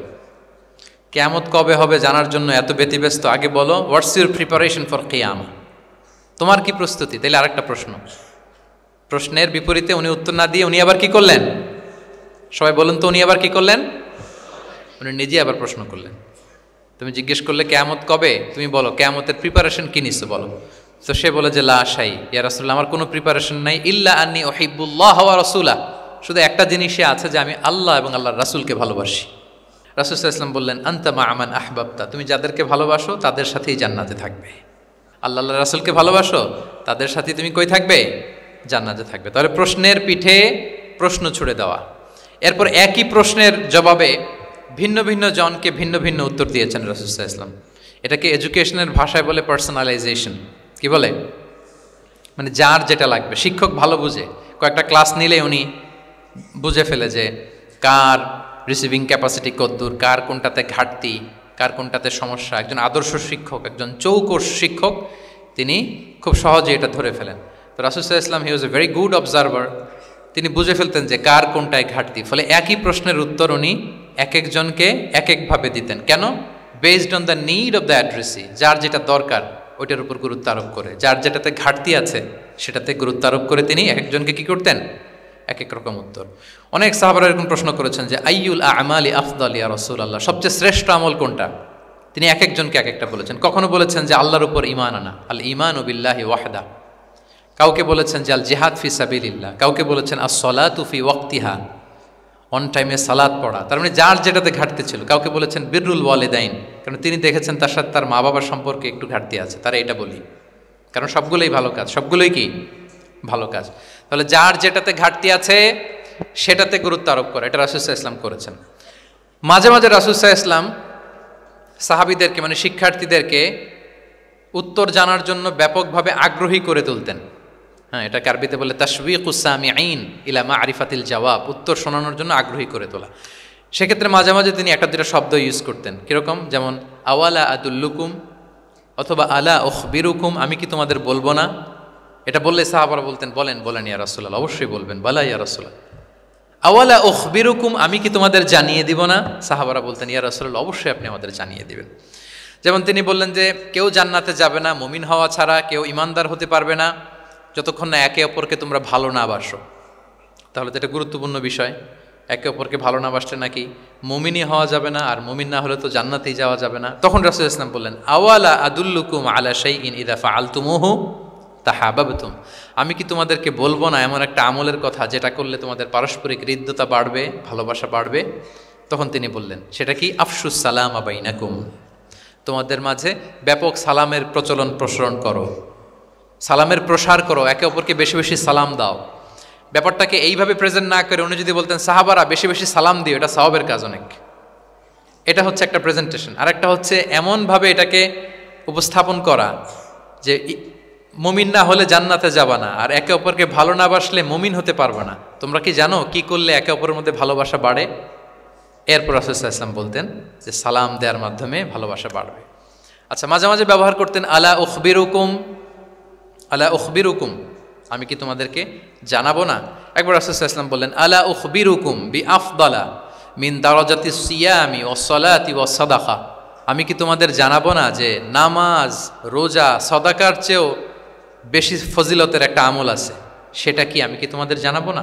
সাহাবারা বললেন ক্বালু বালা ইয়া রাসূলুল্লাহ, হে আল্লাহর রাসূল অবশ্যই জানাবেন, অবশ্যই জানাবেন, কারণ নামাজের চেয়েও বেশি গুরুত্বপূর্ণ, সাদাকার চেয়েও বেশি গুরুত্বপূর্ণ, সিয়ামের চাইতেও বেশি গুরুত্বপূর্ণ আমল, সেটা কি। তখন রাসূল সাল্লাল্লাহু আলাইহি ওয়াসাল্লাম বললেন সেটা হচ্ছে ইসলাহু যাতিল বাইন, বিবাদমান দুই গ্রুপকে মিলিয়ে দেয়া, বিবাদমান দুই ব্যক্তিকে মিলিয়ে দেয়া। এটা নফল নামাজ, নফল সাদাকা, নফল রোজার চেয়েও বেশি কি ফজিলতপূর্ণ, বেশি গুরুত্বপূর্ণ। আমরা তো মনে করি শুধু নামাজ পড়লেই বোধহয় আমি অনেক সওয়াব পেলাম, রোজা রাখলেই সওয়াব পেলাম, শুধু জিকির করলে সাদাকা করলেই সওয়াব পেলাম। কিন্তু রাসূল সাল্লাল্লাহু আলাইহি ওয়াসাল্লাম বলেন যে দুইজনের মধ্যে একটু মনোমালিন্য তুমি মিলিয়ে দাও, এটা এর চেয়েও বেশি সওয়াবের। আল্লাহু আকবার। দুই গোষ্ঠীর মধ্যে দীর্ঘদিনের ঝগড়া মিলিয়ে দাও, এটা এর চেয়েও বেশি সওয়াবপূর্ণ। রাসূল সাল্লাল্লাহু আলাইহি ওয়াসাল্লাম মক্কা থেকে মদিনায় যেয়ে কি করেছেন, আউস এবং খাজরাজের দীর্ঘদিনের যুদ্ধ 1 ঘন্টার মধ্যে কি settle down. He was a very good mediator and arbitrator, চমৎকার মধ্যস্থতা করতে জানতেন তিনি। তাহলে এইভাবে উত্তর জানার জন্য শিক্ষার্থীদেরকে আগ্রহী করে তুলতেন। আচ্ছা, আরেকটা পদ্ধতি ছিল অবজারভেশন অ্যান্ড কারেকশন। রাসূল সাল্লাল্লাহু আলাইহি ওয়াসাল্লাম, আমি আলোচনার শুরুতেই বলেছি, হি was a very good observer, চমৎকার পর্যবেক্ষণ করতেন এবং সংশোধন দিতেন। কে কি করছেন এটা খেয়াল রাখতেন, মানে চোখ কান খোলা রাখতেন। বাংলা আমরা কি বলি, বাংলায় কি বলা হয় এটাকে, চোখ কান খোলা রাখা। মসজিদে নববীতে এরকম ভুরি ভুরি পাবেন যে রাসূল সাল্লাল্লাহু আলাইহি ওয়াসাল্লাম কে কি করতেছে অবজার্ভ করতেছে, ওইটার উপর বেস করে তাকে নাসিহা করতেছে। একটা বিখ্যাত হাদিস তো আপনারা জানেন, রাসূল সাল্লাল্লাহু আলাইহি ওয়াসাল্লাম বসা, এক বেদুইন আসলো, এসে তার উটটা মসজিদে নববীতে বাঁধলো, বেদে 2 রাকাত নামাজ পড়লো, নামাজ পড়ে হাত তুলে আল্লাহর কাছে দোয়া করে, ইয়া আল্লাহ আল্লাহুম্মা রহমনি ওয়া মুহাম্মাদা ওয়ালা তারহাম মা'ানা আহাদা, মানে ও আল্লাহ তুমি শুধু আমারে রহম করো আর মুহাম্মদ সাল্লাল্লাহু আলাইহি ওয়াসাল্লামের রহম করো, আমাদের দুজনের সাথে আর কাউরে রহম করো না তুমি। বেদুইন তো কি, বেদুইন, মরুপল্লীতে বসবাস। আদাবুদ দোয়া, দ্য এটিকেটস অফ দোয়া, দোয়ার যে একটা আদব আছে, অন্যের জন্য দোয়া করলে যেটা নিজের লাভ, এগুলো তো জানে না। আল্লাহ তুমি আমারে মাফ করো, মুহাম্মদ সাল্লাল্লাহু আলাইহি ওয়াসাল্লামকে মাফ করো, আমাদের ছাড়া আর কাউরে মাফ করো না, কাউরে রহম করো না। এটা রাসূল সাল্লাল্লাহু আলাইহি ওয়াসাল্লাম দূর থেকে বসে বসে অবজার্ভ করছেন আর বললেন, হায় রে, লোকটা একটা প্রশস্ত জিনিসকে সংকীর্ণ বানায় ফেললো। গোটা বিশ্বের সবাইকে যদি আল্লাহ ক্ষমা করে, রহম করে, আল্লাহর রহমের দরিয়ায় কোনো ঘাটতি হবে বলেন তো, হবে? একটা প্রশস্ত বিষয়কে সে সংকীর্ণ করে ফেললো। এরপর কতটা সে বেদুইন, কি প্রকৃতির ছিল দেখেন, দোয়া টোয়া শেষে মসজিদে নববীর মাঝখানে বসে পেশাব করা আরম্ভ করছে। বিখ্যাত হাদিস জানেন, সবাই মারতে গেল, রাসূল ইসলাম থামালেন, বললেন পানি ঢেলে দাও, আর তাকে ডেকে বললেন, দেখো তুমি যে এখানে এই কাজটা করলা, প্রস্রাব করলা, এটা আমাদের এই মদিনার কমিউনিটির ইবাদতগাহ, এখানে এই কমিউনিটির লোকেরা নামাজ পড়ে, আল্লাহর জিকির করে, আল্লাহর কিতাব তেলাওয়াত করে, এটা কি ঠিক হলো তোমার? সে তো লজ্জায় অনুতপ্ত হয়ে কাচুমাচু। তাহলে এই যে অবজারভেশন করতেন এবং কারেকশন করতেন। আবার একদিন মসজিদে নববীতে বসা এক সাহাবী এসে নামাজ পড়লেন, নামাজ রাসূল ইসলাম দূর থেকে দেখতেছেন লোকটা কি করে, নামাজ পড়লো 2 রাকাত, পরে এসে নবীকে সালাম দিল। রাসূল ইসলাম সালামের উত্তর দিয়ে বললেন, ইরজি' ফাসাল্লি ফাইন্নাকা লাম তুসাল্লি, যাও আবার পড়ো, কারণ তুমি নামাজ পড়ো নাই, মানে নামাজটা ঠিক মতো হয় নাই। ইউ ডিডন্ট অফার ইউর সালাহ in a correct way, proper manner. ওই সাহাবি যে আবার 2 রাকাত পরে আসলেন, রাসূল ইসলাম একই কথা বললেন, ইরজি' সল্লি ফাইন্নাকা লাম তুসাল্লি, হয়নি নামাজ, আবার পড়ো। আবার পরে আসলেন, আবারও একই কথা। এখন 3 বার পড়ার পরেও যখন হয় না, বেচারা ভাবলেন আবার যে বললে তো একই হবে, আমি তো এটাই জানি। তিনি বললেন, মা উহসিনু গায়রাহ, ইয়া রাসূল, এর চেয়ে ভালো আমি আর পারি না, ফাআল্লিমনি ইয়া রাসূলুল্লাহ, হে নবী আমাকে একটু শিখিয়ে দেন কিভাবে পড়ব। রাসূল সাল্লাল্লাহু আলাইহি ওয়াসাল্লাম বললেন, যখন নামাজে দাঁড়াবে আল্লাহু আকবার বলে দাঁড়াবে, এরপর কোরআন থেকে যা সহজ লাগে পড়বে, তাড়াহুড়ো করবে না। কি করবে না? সবাই বলেন, কি করবে না? নামাজে কোনো তাড়াহুড়ো নাই, নো রাশিং ইন সালাহ, নো হ্যাস্টিনেস ইন সালাহ। নামাজে আমরা খুব তাড়াহুড়ো করি, এটা নামাজের যে প্রাণ, সালাতের প্রাণকে, রূহকে নষ্ট করে দেয়। যখন রুকুতে যাবে স্ট্রেইট ফরওয়ার্ড রুকু করবে, হাত্তা তাতমা ইন্না রাকিআন। রাসূল সাল্লাল্লাহু আলাইহি ওয়াসাল্লামের রুকুর পিঠটা ছিল একেবারে স্ট্রেইট, এই টেবিলটা যেরকম স্ট্রেইট এরকম স্ট্রেইট। লাউ সাব্বা আলাইহিল মা লাস্তাকার, পানি ভর্তি একটা বোতল যদি রাসূল সাল্লাল্লাহু আলাইহি ওয়াসাল্লামের রুকু দেয়া পিঠের উপর রাখতো, পানিটাও পড়তো না, বোতলটাও পড়তো না, স্ট্রেইট। এরকম উদাহরণ দিয়ে সাহাবারা বলতেন যে এত স্ট্রেইট রুকুর পিঠ যে পানি ভর্তি গ্লাস রাখলে পানিটাও কাঁপবে না, বোতলটাও পড়বে না। রাসূল সাল্লাল্লাহু আলাইহি ওয়াসাল্লাম বলতেন, সবচেয়ে বড় চোর যারা নামাজে চুরি করে। সাহাবারা বললেন, এটা আবার কিভাবে? তিনি বললেন, লা ইউতিম্মু রুকুআহু ওয়া সুজুদাহ, তারা নামাজের চোর যারা রুকু সেজদা ঠিক মতো করে না। তো বললেন যে রুকু থেকে আবার স্ট্রেট হয়ে দাঁড়াবে, যখন সিজদায় যাবে ইতমিনানের সাথে, উইথ রিল্যাক্সেশন। নামাজের মধ্যে কি থাকবে? রিল্যাক্সেশন থাকবে। কি থাকবে বলেন? হ্যাঁ, রিল্যাক্সেশন থাকবে। যখন বললেন যে এই 1 রাকাত যেমনি তোমাকে শিখালাম, সব নামাজ তুমি এইভাবে পড়বা, উইথ রিল্যাক্সেশন, নো রাশিং, তখন সাহাবী শিখে গেলেন। তাহলে এই যে অবজারভেশন অ্যান্ড কারেকশন, দেখতেন হোয়াটস গোয়িং অন অ্যারাউন্ড, কি হচ্ছে, ভুল হলেই শুধরে দিতেন। হজের দিন উনি ওটের সামনে বসা, পেছনে ফদল ইবনে আব্বাস রাদিয়াল্লাহু তাআলা আনহু, আব্দুল্লাহ ইবনে আব্বাসের ভাই, রাসূল সাল্লাল্লাহু আলাইহি ওয়াসাল্লামের কাজিন, রাসূল সাল্লাল্লাহু আলাইহি ওয়াসাল্লামের কি কাজিন। তো রাসূল সাল্লাল্লাহু আলাইহি ওয়াসাল্লাম বিভিন্ন মাসআলার উত্তর দিচ্ছেন। কি করতেছেন? মাসআলার উত্তর দিচ্ছেন। রাসূল সাল্লাল্লাহু আলাইহি ওয়াসাল্লাম হজ করেছিলেন কয়টা বলেন তো দেখি, কে জানে? হ্যাঁ, মাত্র একটা করছে। ঠিকঠাক আছে তো উত্তর? সবাই বলেন, কয়টা হজ করেছিলেন? হ্যাঁ, আসলে রাসূল সাল্লাল্লাহু আলাইহি ওয়াসাল্লাম কেবলমাত্র জীবনে কয়টা হজ করেছেন? একটা হজ করেছেন, 4টা উমরা করেছেন। আচ্ছা, এবার যেহেতু একটা হজ করেছেন, মানুষের অনেক ভুল হয়ে যাওয়া তো খুব স্বাভাবিক, কি বলেন? স্বাভাবিক না? স্বাভাবিক। ফলে 10 জিল হজ, যেটা ভেরি হ্যাকটিক ডে, একদিনে অনেক কাজ করতে হয়, 5টা কাজ। জামরায় স্টোনিং করতে হয়, পাথর মারো, স্লটার করো, প্রাণী জবাই করো, মাথার চুল ফেলে দাও, আবার চলে যায় মক্কায়, ফরজ তাওয়াফ করো, সাই করো, ফিরে আসো। এই যে 5টার সিকোয়েন্স অনেকে রাখতে পারে না, ভুল করে ফেলে। এখন 1400 বছর পরে, মুআল্লিমরা এত তালিমের পরেও আমরা ভুল করে ফেলি। তাহলে ওই সময় কি হয়েছিল বলেন? এটা ছিল প্রথম হজ। তো রাসূল সাল্লাল্লাহু আলাইহি ওয়াসাল্লাম জানেন আজকে তো অনেক ভুল করবে, তিনি আকাবা, মিনার পাশে আকাবার এখানে হেল্পলাইন সার্ভিস চালু করছেন, মানে নিজে দাঁড়ায় আছেন, দেখি কার কি ভুল হয় জিজ্ঞেস করলে মাসালা বলে দেব। সুবহানাল্লাহ। তো এসে একজন বলে যে, ইয়া রাসূলুল্লাহ, আমি তো ওই আগে কুরবানি পরে চুল কাটা, আমি আগে চুল কেটে ফেলছি। রাসূল সাল্লাল্লাহু আলাইহি ওয়াসাল্লাম বলে, ইফআল ওয়ালা হারাজ, ওকে, কোনো সমস্যা নেই, যাও। আরেকজন এসে বলে, আমি তো আগে এটা করছি। ওই দিন যাই নবীকে জিজ্ঞেস করা হয়েছে, নবী সাল্লাল্লাহু আলাইহি ওয়াসাল্লাম ফ্লেক্সিবিলিটি দিয়ে দিয়েছেন, বলে করো, অসুবিধা নাই। তো ওই যে দাঁড়িয়ে তিনি মাসালা বলতেছেন, পেছনে ছিল ফদল ইবনে আব্বাস, ছোট সাহাবী, তরুণ। তো খাসাআম গোত্রের এক নারী আসছিল একটা মাসালা জিজ্ঞেস করতে, and she was a very beautiful lady, বেশ সুন্দরী ছিল। তো এসে রাসূল সাল্লাল্লাহু আলাইহি ওয়াসাল্লামকে যখন প্রশ্ন করতেছে, ফদল ইবনে আব্বাসের নারীর দিকে তাকায় আছে, এবং ওই নারীও ফদল ইবনে আব্বাসের দিকে তাকায় আছে। রাসূল সাল্লাল্লাহু আলাইহি ওয়াসাল্লাম উত্তরও দিচ্ছেন, আবার খেয়াল করতেছেন যে চোখাচোখি হয়ে যাচ্ছে। যখনই তিনি অবজার্ভ করলেন যে ফদল ইজ ক্রসিং দ্য লিমিট, একবার চোখ পড়তে পারে, তারপর তো নামিয়ে ফেলতে হবে, সে যখন তাকিয়ে আছে, নারীও তাকিয়ে আছে, তখন রাসূল সাল্লাল্লাহু আলাইহি ওয়াসাল্লাম কি করলেন? ওয়াজআলান নবী সাল্লাল্লাহু আলাইহি ওয়াসাল্লাম ইয়াসরিফু ওয়াজহাল ফদলি ইলা শিক্কিল আখার, সাথে সাথে ফদলকে বললেন, ফদল ওইদিকে না, এদিকে তাকাও। এটা সরাসরি হাদিসের অনুবাদ করে শোনাচ্ছি, আমার পক্ষ থেকে না, আমি বুখারীর হাদিস। ফাজআলা ইয়াসরিফু ওয়াজহাল ফদলি, ফদল ইবনে আব্বাসের চেহারাটা রাসূল সাল্লাল্লাহু আলাইহি ওয়াসাল্লাম ঘুরিয়ে ফেললেন যে, ফদল ওইদিকে তাকানো যাবে না, এদিকে তাকাও। ফদল রাদিয়াল্লাহু তাআলা আনহু নিজেকে সামলে নিলেন। এই যে this is the point, observation. এটা কি বলে? Observation and correction. রাসূল ইসলাম he was a very good observer, what's going on around, কী চলতেছে সব দিকে চোখ কান খোলা। বাংলায় কি বলে? বাংলায় বললে বুঝবেন ভালো, চোখ কান খোলা রাখতে হবে।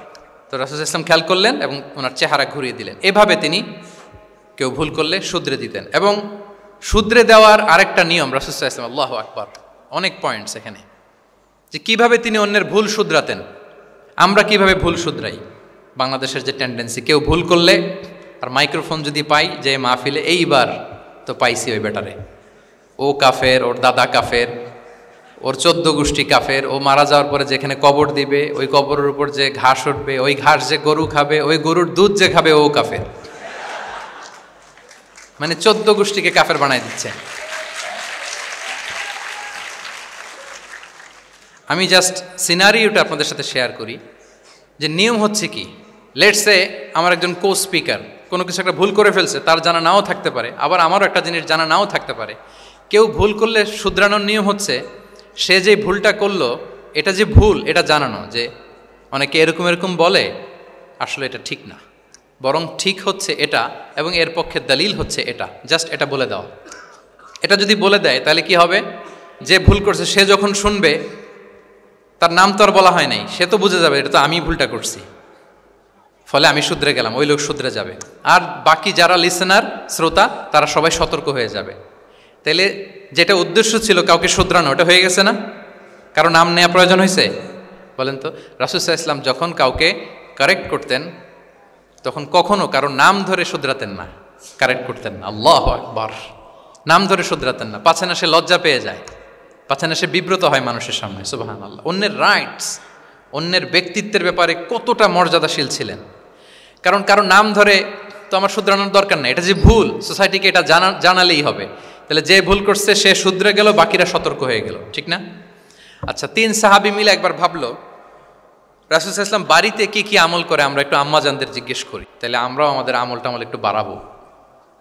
যে জিজ্ঞেস করলো যে আম্মাজানারা একটু বলেন তো উনি বাসায় কি কি ইবাদত করে, কতটুকু কোরআন পড়ে, তাহাজ্জুদ কেমনে পড়ে। আম্মাজানরা বর্ণনা দিলেন। বর্ণনা শোনার পরে কান্নাহুম তাকাল্লুহা, ওনাদের কাছে একটু কম মনে হইলো, মানে অনেক এক্সপেকটেশন নিয়ে আসছিল। তারা ভাবছিল মানে রাতে ঘুমাই না, সারা রাত তাহাজ্জুদ আর কান্নাকাটি করে রাসূল ইসলাম কাটায় দেয়, তাদের এরকম একটা ধারণা ছিল। কিন্তু এসে শুনে যে না, আসার পরে নাকি ঘুমোতে যায়, অনেকক্ষণ ঘুমিয়ে সেই মাঝরাতে নাকি ওঠে। যা যা বর্ণনা শুনলো কান্নাহুম তাকাল্লুহা, এদের কাছে একটু কম মনে হলো। তো একজন বলতেছে আরে কম না, আইনা নাহনু মিন রাসূলিল্লাহ, কোথায় আল্লাহ রাসূল আর কোথায় আমরা। গফিরা লাহু মা তাকাদ্দামা মিন যামবিহি ওয়া মা তাআখার, ওনার তো আগের পরের সব গুনাহ মাফ। আদতে তো গুনাহই নাই, নবীরা তো মাসুম। তো ওনার সাথে কি আমাদের তুলনা, আমাদের এত কম করলে হবে না, তো কি করতে হবে?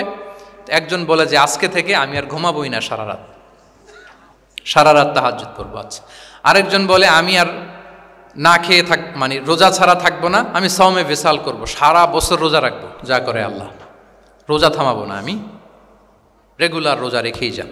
আচ্ছা, আরেকজন বলে আমি আর আমার স্ত্রীদের কাছেই যাব না, আমি সন্ন্যাসী জীবন নিয়ে নিলাম, আমি সন্ন্যাসী থাকবো, স্ত্রীদের সাথে মেলামেশাতে এই আমি যাব না, আমি এটা থেকে বিরত থাকবো। এই কথা যখন রাসূল সাল্লাল্লাহু আলাইহি ওয়াসাল্লামের কানে গেল, রাসূল সাল্লাল্লাহু আলাইহি ওয়াসাল্লাম রেগে গেলেন। রেগে গিয়ে সাহাবীদেরকে জড়ো করলেন। জড়ো করে তিনি বলতে আরম্ভ করলেন, তিনি বললেন আনতুমুল্লাযীনা কুলতুম কাযা ওয়া কাযা, আচ্ছা তোমাদের মধ্যে কে কে নাকি এরকম এরকম বলছে। সুবহানাল্লাহ। তিনি বলতে পারতেন এই আব্দুল্লাহ স্ট্যান্ড আপ, দাঁড়াও, আব্দুর রহিম দাঁড়াও, এই আব্দুল সাত্তার তুমি নাকি বলছো যে সারা রাত, এটা একটা কথা বললা তুমি নাকি বলছো যে সারা বছর রোজা, এটা তুমি কি কথা বলতো, ভুল কাজ করছো, এটাও জানো না তুমি নাকি বলছো স্ত্রীদের সাথে মিশবা না। এরকম যদি Abdullah, Abdur Rahman, just for example, এইভাবে দাঁড় করিয়ে যদি নাম ধরে ধরে বলতেন, ওনারা সাহাবীদের সামনে লজ্জিত হতেন না? না। আনতুমুল্লাযীনা কুলতুম কাযা ওয়া কাযা, এটাই রাসূল সাল্লাল্লাহু আলাইহি ওয়াসাল্লামের কাউকে কারেক্ট করার, তাসহিহ করার অভ্যেস ছিল। মা বালু আকওয়ামিন ইয়াকুলুনা কাযা ওয়া কাযা, মাঝে মাঝে বলতেন মা বালু আকওয়ামিন ইয়াফআলুনা কাযা ওয়া কাযা, তোমাদের মধ্যে কেউ কেউ নাকি এমনটা বলে, তোমাদের মধ্যে কেউ কেউ নাকি এমনটা করে। কই আমি তো রাতে ঘুমাই আবার সালাত পড়ি, কই আমি তো রোজা রাখি সোম বৃহস্পতি, বাকি দিনগুলোতে খাই, কই আমি তো আমার স্ত্রীদের সাথে মেলামেশা করি। এই সব কিছুকে ব্যালেন্স করেও তো আমার নবুয়তির তো আমার কোনো সমস্যা হয় নাই, আল্লাহ ভীরু হতে তো সমস্যা হয় নাই। ওয়াল্লাহি ইন্নী লা আখশাকুম লিল্লাহি ওয়া আতকাকুম লাহ, আল্লাহর শপথ, আমি তোমাদের চাইতে আল্লাহকে বেশি ভয় করি, আমি তোমাদের চাইতে বেশি মুত্তাকি। তারপরেও এরকম ব্যালেন্সড লাইফ লিড করাতে আমার তো কোনো সমস্যা হয় নাই, তোমাদের কেন সমস্যা হলো? তোমরা এটা কোথায় পেলে? ফামান রাগিবা আন সুন্নতি ফালাইসা মিন্নি। জেনে রাখো, আমি যে স্ট্যান্ডার্ড ঠিক করে দিয়েছি এটাই সর্বশ্রেষ্ঠ ইবাদত। এর বাইরে যে কেউ যদি কিছু করে আমার সুন্নতের বাইরে, সে আমার দলভুক্ত হতে পারবে। সুবহান। এরকম যখন ধমক দিয়ে শাসিয়ে দিলেন, যেই তিনজন সাহাবী এই কথা বলছিল ওনারা তো শুধরে গেলেন। ওনারা তো টের পাচ্ছেন যে এগুলো আমাদের কি বলতেছে, ওনারা টের পাচ্ছেন না, শুধরে গেলেন। আর বাকিরা সতর্ক হয়ে গেলেন। আল্লাহু আকবার। সো এটা হচ্ছে কারেক্ট করার নিয়ম। এখন আমরা কি করি? কেউ একটা ভুল করলে তখন তাকে ধরি, তার 14 পুরুষ নিয়ে কথা বলি, তার ব্যাপারে যদি আমার কোনো তিক্ত অভিজ্ঞতা থাকে, ঝাল মেটানোর একটা সুযোগ পাইলাম, আমি ঝাল মেটাই, তাকে ছোট করি, হেও করি। হেন কোনো কথা নাই যে আমি বলি না। একটাও কি রাসূল সাল্লাল্লাহু আলাইহি ওয়াসাল্লামের সুন্নাহর মধ্যে পড়ে? বলেন তো না। তাহলে মন গড়া পদ্ধতিতে আমরা কাউকে সংশোধন করতে চাচ্ছি না। আর এইভাবে করলে সংশোধন হবেও না। সে মানবিক কারণেই তার ইগোইস্টিক প্রবলেম চলে আসবে যে সে আমাকে ছোট করলো, আমার নাম ধরে সে এত মানুষের সামনে অপমান করলো, সে হয়তো শুধরানোর যে রাস্তাটা ছিল ওইটাও বন্ধ হয়ে গেল। ঠিক কিনা বলেন? তাহলে রাসূল সাল্লাল্লাহু আলাইহি ওয়াসাল্লাম এভাবে শুধরাতেন। আর তামিম ফি তাসওয়িবিল আখতা, কারো ভুল শুধরাতে গেলে ইন জেনারেলি শুধরাতেন। যাদের শুধরানোর তারা শুধরে যেত, বাকিরা সতর্ক হয়ে যেত। আচ্ছা, আরেকটা পদ্ধতি ছিল ক্লিয়ার মিসকনসেপশন। কারো মিসকনসেপশন থাকলে রাসূল সাল্লাল্লাহু আলাইহি ওয়াসাল্লাম এটা ক্লিয়ার করে দিতেন। এক সাহাবী মনে করতেন ভালো জামা পরলে বুঝি অহংকার হয়। তিনি খুব সুন্দর ছিলেন দেখতে, খুব ভালো পোশাক পরিচ্ছদ পরতে পছন্দ করতেন। তিনি একবার বললেন, ইয়া রাসূলুল্লাহ, ভালো পোশাক পরলে কি অহংকার হয়? রাসূল সাল্লাল্লাহু আলাইহি ওয়াসাল্লাম বললেন, না। ইয়া রাসূলুল্লাহ, আমি ভালো জুতা পরতে পছন্দ করি, এটা কি অহংকার হয়? না, এটা অহংকার হয় না। আমি মানুষকে খুব খাওয়াতে পছন্দ করি এবং আমি চাই আমার চেয়ে যেন কেউ এটা এই কাজে আগাতে না পারে, আমিই খাওয়াবো, এটা কি অহংকার? রাসূল সাল্লাল্লাহু আলাইহি ওয়াসাল্লাম বললেন, না, এটা অহংকার না। অহংকার হচ্ছে আল কিবরু বাতারুল হাক্কি ওয়া গামতুন নাস। অহংকার হচ্ছে সত্যকে প্রত্যাখ্যান করা আর মানুষকে তুচ্ছ-তাচ্ছিল্য করা। সুবহানাল্লাহ। তাহলে এই যে মিসকনসেপশন, সে ভাবছে ভালো পোশাক পরলে এটা অহংকার হয়ে যায়, ভালো জামা পরলে অহংকার হয়ে যায়। এগুলো তো অহংকার হয় না, বরং অহংকার হয় সত্যকে প্রত্যাখ্যান করলে আর মানুষকে তুচ্ছ-তাচ্ছিল্য করলে। তাহলে এই জাতীয় মিসকনসেপশন ইন দ্য সোসাইটি, এটাকে তিনি ক্লিয়ার করে দিতেন। আচ্ছা, রাসূল সাল্লাল্লাহু আলাইহি ওয়াসাল্লাম প্র্যাকটিক্যালি শেখানোর চেষ্টা করতেন, যেটাকে প্রায়োগিক শিক্ষা, ব্যবহারিক শিক্ষা। অজু করে দেখাতেন, এইভাবে অজু করতে হয়। সালাত পড়ে দেখাতেন, সল্লু কামা রাআইতুমুনি উসাল্লি। সালাত তো হচ্ছে আল আমাল আল মুতাওয়ারাস, এই উম্মার অবিচ্ছিন্ন কর্মধারা। সালাত জিবরিল আলাইহিস সালামকে শিখিয়েছেন আল্লাহ, রাসূল সাল্লাল্লাহু আলাইহি ওয়াসাল্লামকে শিখিয়েছেন জিবরিল আলাইহিস সালাম, রাসূল সাল্লাল্লাহু আলাইহি ওয়াসাল্লাম শিখিয়েছেন সাহাবীদেরকে। এইভাবে অবিচ্ছিন্ন কর্মধারা, আরবিতে বলে আল আমাল আল মুতাওয়ারাস। এবং রাসূল সাল্লাল্লাহু আলাইহি ওয়াসাল্লাম বলতেন, সল্লু কামা রাআইতুমুনি উসাল্লি, আমাকে যেমনি সালাত পড়তে দেখো এইভাবে পড়ো। হজের ক্ষেত্রেও বলেছেন, খুদু আন্নি মানাসিকাকুম, হজের বিধানকে দেখে নাও। একবারই তো হজ করেছেন, হাতে কলমে প্র্যাকটিক্যাল গাইডলাইন দিয়ে শিখিয়েছেন। এবং সাহাবারা ভুল করে কিনা মাঝে মাঝে শুনতেন, যেটাকে আরবিতে বলে কিরাআতু তিলমিযা আলা শাইখ। আব্দুল্লাহ ইবনে মাসউদ রাদিয়াল্লাহু তাআলা আনহুকে রাসূল সাল্লাল্লাহু আলাইহি ওয়াসাল্লাম একবার বললেন, আব্দুল্লাহ একটু তেলাওয়াত করো তো। তিনি বললেন, আকরাউ আলাইকা ওয়া আলাইকা উনজিল, হে নবী, আমি আপনার সামনে দাঁড়ায় তেলাওয়াত করব, আপনার উপর কোরআন নাজিল হয়। রাসূল সাল্লাল্লাহু আলাইহি ওয়াসাল্লাম বললেন যে, ইন্নী উহিব্বু আন আসমাআহু মিন গায়রি, হে আব্দুল্লাহ ইবনে মাসউদ, আমি কোরআন তেলাওয়াত তোমাদেরকে শোনাতে যেমনি পছন্দ করি, তোমরা কেউ পড়বা আর আমি শুনবো, এটাও খুব পছন্দ করি। কারণ উনি প্ল্যান করে রাখছেন আব্দুল্লাহ ইবনে মাসউদ কি হবেন, তিনি কিছুদিন পরে উম্মার শিক্ষক হবেন। ওইখানে আবার ভুলটুল করে ফেলেন কিনা উনি জাজ করতেছেন। তখন আব্দুল্লাহ ইবনে মাসউদ রাদিয়াল্লাহু তাআলা আনহু সূরা নিসা তেলাওয়াত করে শোনালেন। তাহলে রাসূল ইসলামের একটা পন্থা ছিল, তিনি শুনতেন আবার শোনাতেন। কি করতেন? শুনতেন, শোনাতেন। প্রতি রমাদানে যতটুকু কোরআন নাজিল হয়েছে তিনি জিবরিল আলাইহিস সালামকে শোনাতেন, আবার জিবরিল আলাইহিস সালাম পুরো কোরআন রাসূল সাল্লাল্লাহু আলাইহি ওয়াসাল্লামকে শোনাতেন। এটা ছিল একটা টেকনিক। আচ্ছা, রাইটিং মেথড, আমরা যেমনি লেখি, অ্যাসাইনমেন্ট, প্রেজেন্টেশন, লেখার মাধ্যমে জ্ঞান বিতরণ, জ্ঞান অর্জন, এটা কম ছিল। আমি আগেই বলেছি, মেইনলি ছিল oral based and Q and A based. কিন্তু লেখাজোখা যে ছিলই না তা না, লেখা জানতো। হাতে গোনা অল্প কিছু সাহাবী মক্কায় লিখতে জানতেন, পড়তে জানতেন। মদিনাতেও ইহুদিরা জানতো, কিন্তু অন্যান্যরা, আরবরা, তাদের মধ্যে লেখার যে কালচার, এটা ওইভাবে গড়ে ওঠেনি। জানতেন অল্প সংখ্যক লোক। যেমন ওহী লেখক সাহাবী ছিলেন ইবনে কাসিরের বর্ণনা মতে 23 জন। কয়জন? ওনারা খেজুর গাছের ছালে, পাথরে, চামড়ায়, প্রাণীর চ্যাপ্টা হাড়ের মধ্যে কোরআন লিখে রাখতেন।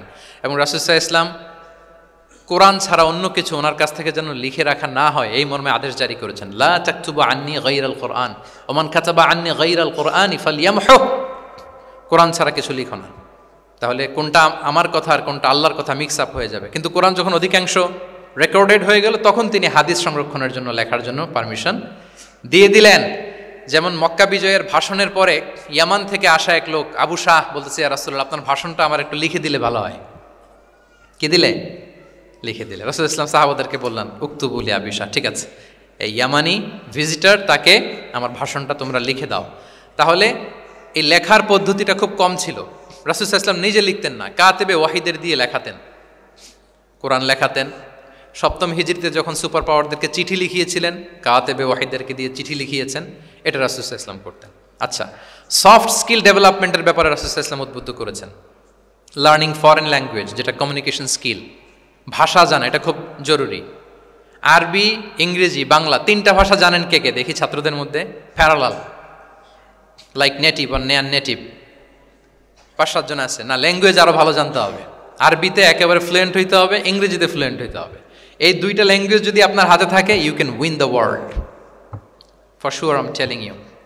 গোটা বিশ্ব আপনি জয় করে ফেলতে পারবেন। তাহলে আইআইইউসি তো এটার একটা সেন্টার, খুব চমৎকার সুযোগ এখানে আছে আরবিতে মাস্টার হওয়া, ইংরেজিতে মাস্টার হওয়া। তাহলে সফট স্কিল ডেভেলপমেন্টের ব্যাপারে রাসূলুল্লাহ সাল্লাল্লাহু আলাইহি ওয়াসাল্লাম উৎসাহিত করেছেন। কিভাবে? ইহুদিরা যখন চিঠি লিখতো, কোন ভাষায় লিখতো জানেন? হিব্রু ভাষায়, হিব্রু ল্যাঙ্গুয়েজে। এখন এইটা বোঝার জন্য রাসূলুল্লাহ সাল্লাল্লাহু আলাইহি ওয়াসাল্লাম এক ইহুদিকে হায়ার করতে হইতো, যে তুমি একটু পরে বলো তো ওরা কি লিখলো। আচ্ছা, এটা লিখছে। এর বিপরীতে রাসূল যখন আবার চিঠি লিখবেন, তখন এক ইহুদিকে ডাকতে হইতো যে আমি বলতেছি আরবিতে, তুমি এটা হিব্রুতে ট্রান্সলেট করে পাঠাও।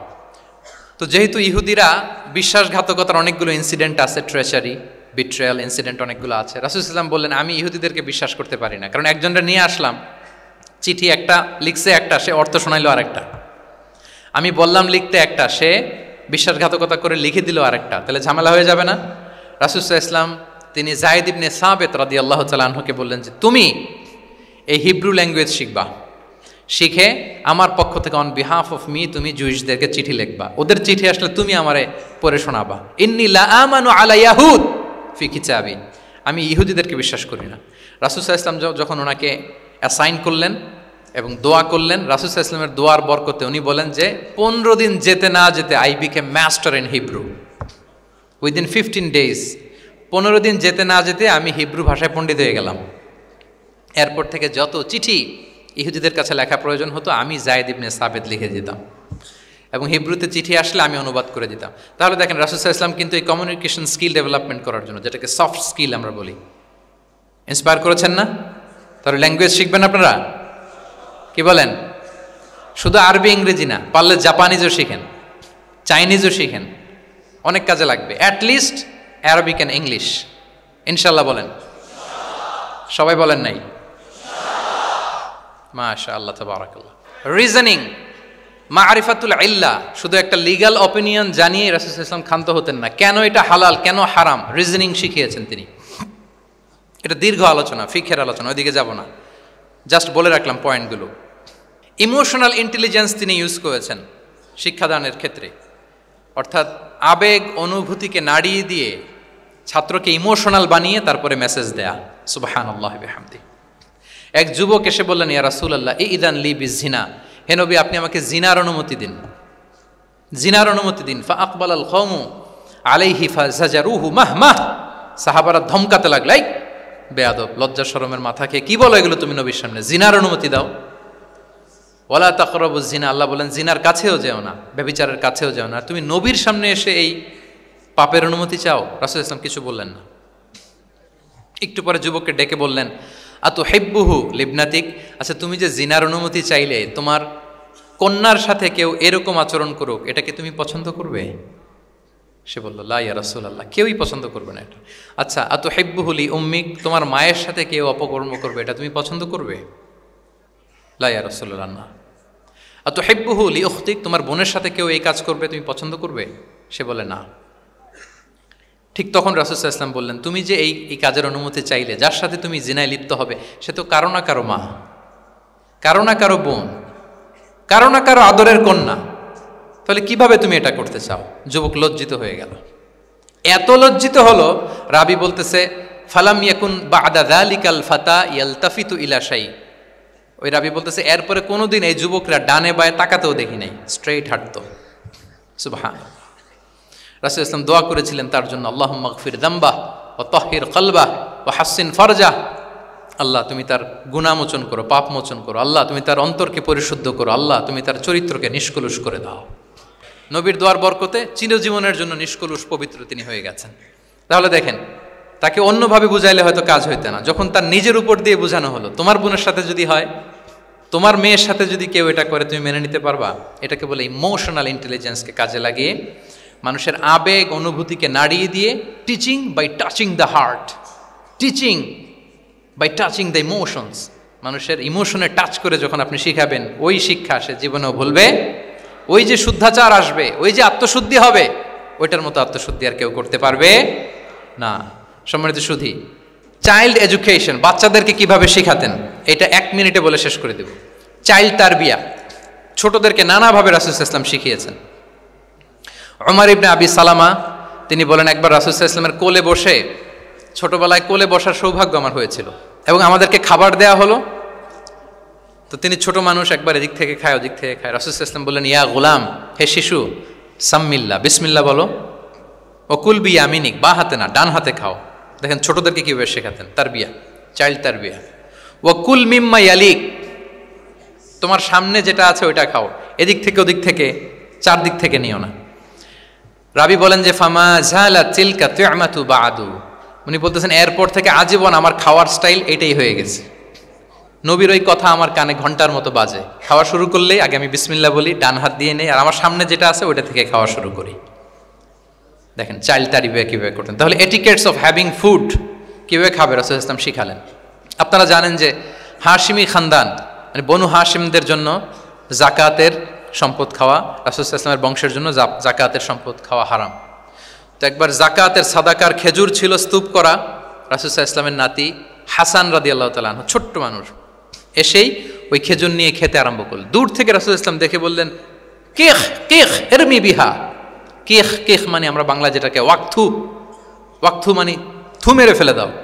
এটা বলে তিনি হাসান রাদিয়াল্লাহু তাআলা আনহুর মুখ থেকে খেজুরটা বের করলেন আর বললেন, আলা তা'লাম আন্না লা নাকুলু সাদাকা, মানে নানা ভাই, আদরের নানা ভাই, তুমি কি জানো না আমরা সাদাকার সম্পদ খেতে পারি না, তাড়াতাড়ি ফেলে দাও। মুখ থেকে টেনে যে খেজুরটা নিয়েছিলেন হাসান রাদিয়াল্লাহু তাআলা আনহু, সেটাকে রাসূল সাল্লাল্লাহু আলাইহি ওয়াসাল্লাম বের করে দিলেন। তাহলে এখানে কনসেপ্ট অফ হালাল এন্ড হারাম ছোটবেলা থেকেই নানা ভাইকে উনি ক্লিয়ার করে দিচ্ছেন। আব্দুল্লাহ ইবনে আব্বাস রাদিয়াল্লাহু তাআলা আনহু রাসূল সাল্লাল্লাহু আলাইহি ওয়াসাল্লামের কি ছিলেন সম্পর্কে বলেন, কি ছিল? সবাই বলেন আওয়াজ করে। কাজিন, চাচাতো ভাই। আরেকটা সম্পর্ক ছিল রাসূল সাল্লাল্লাহু আলাইহি ওয়াসাল্লাম ওনার আর কি হইতো? খালু মাইমুনা বিনতুল হারিস রাদিয়াল্লাহু তাআলা আনহা, তিনি ছিলেন আব্দুল্লাহ ইবনে আব্বাসের খালা। আর যেহেতু রাসূল ইসলাম বিয়ে করেছিলেন, ফলে রাসূল ইসলাম ওনার সম্পর্কের আরেক সম্পর্কে কি হয়? খালু। তো উনি খুব ছোট ছিলেন, এত ছোট যে রাসূল ইসলাম যখন ইন্তেকাল করেন তখন ওনার বয়স ছিল 13। আব্দুল্লাহ ইবনে আব্বাসের বয়স তখন কত?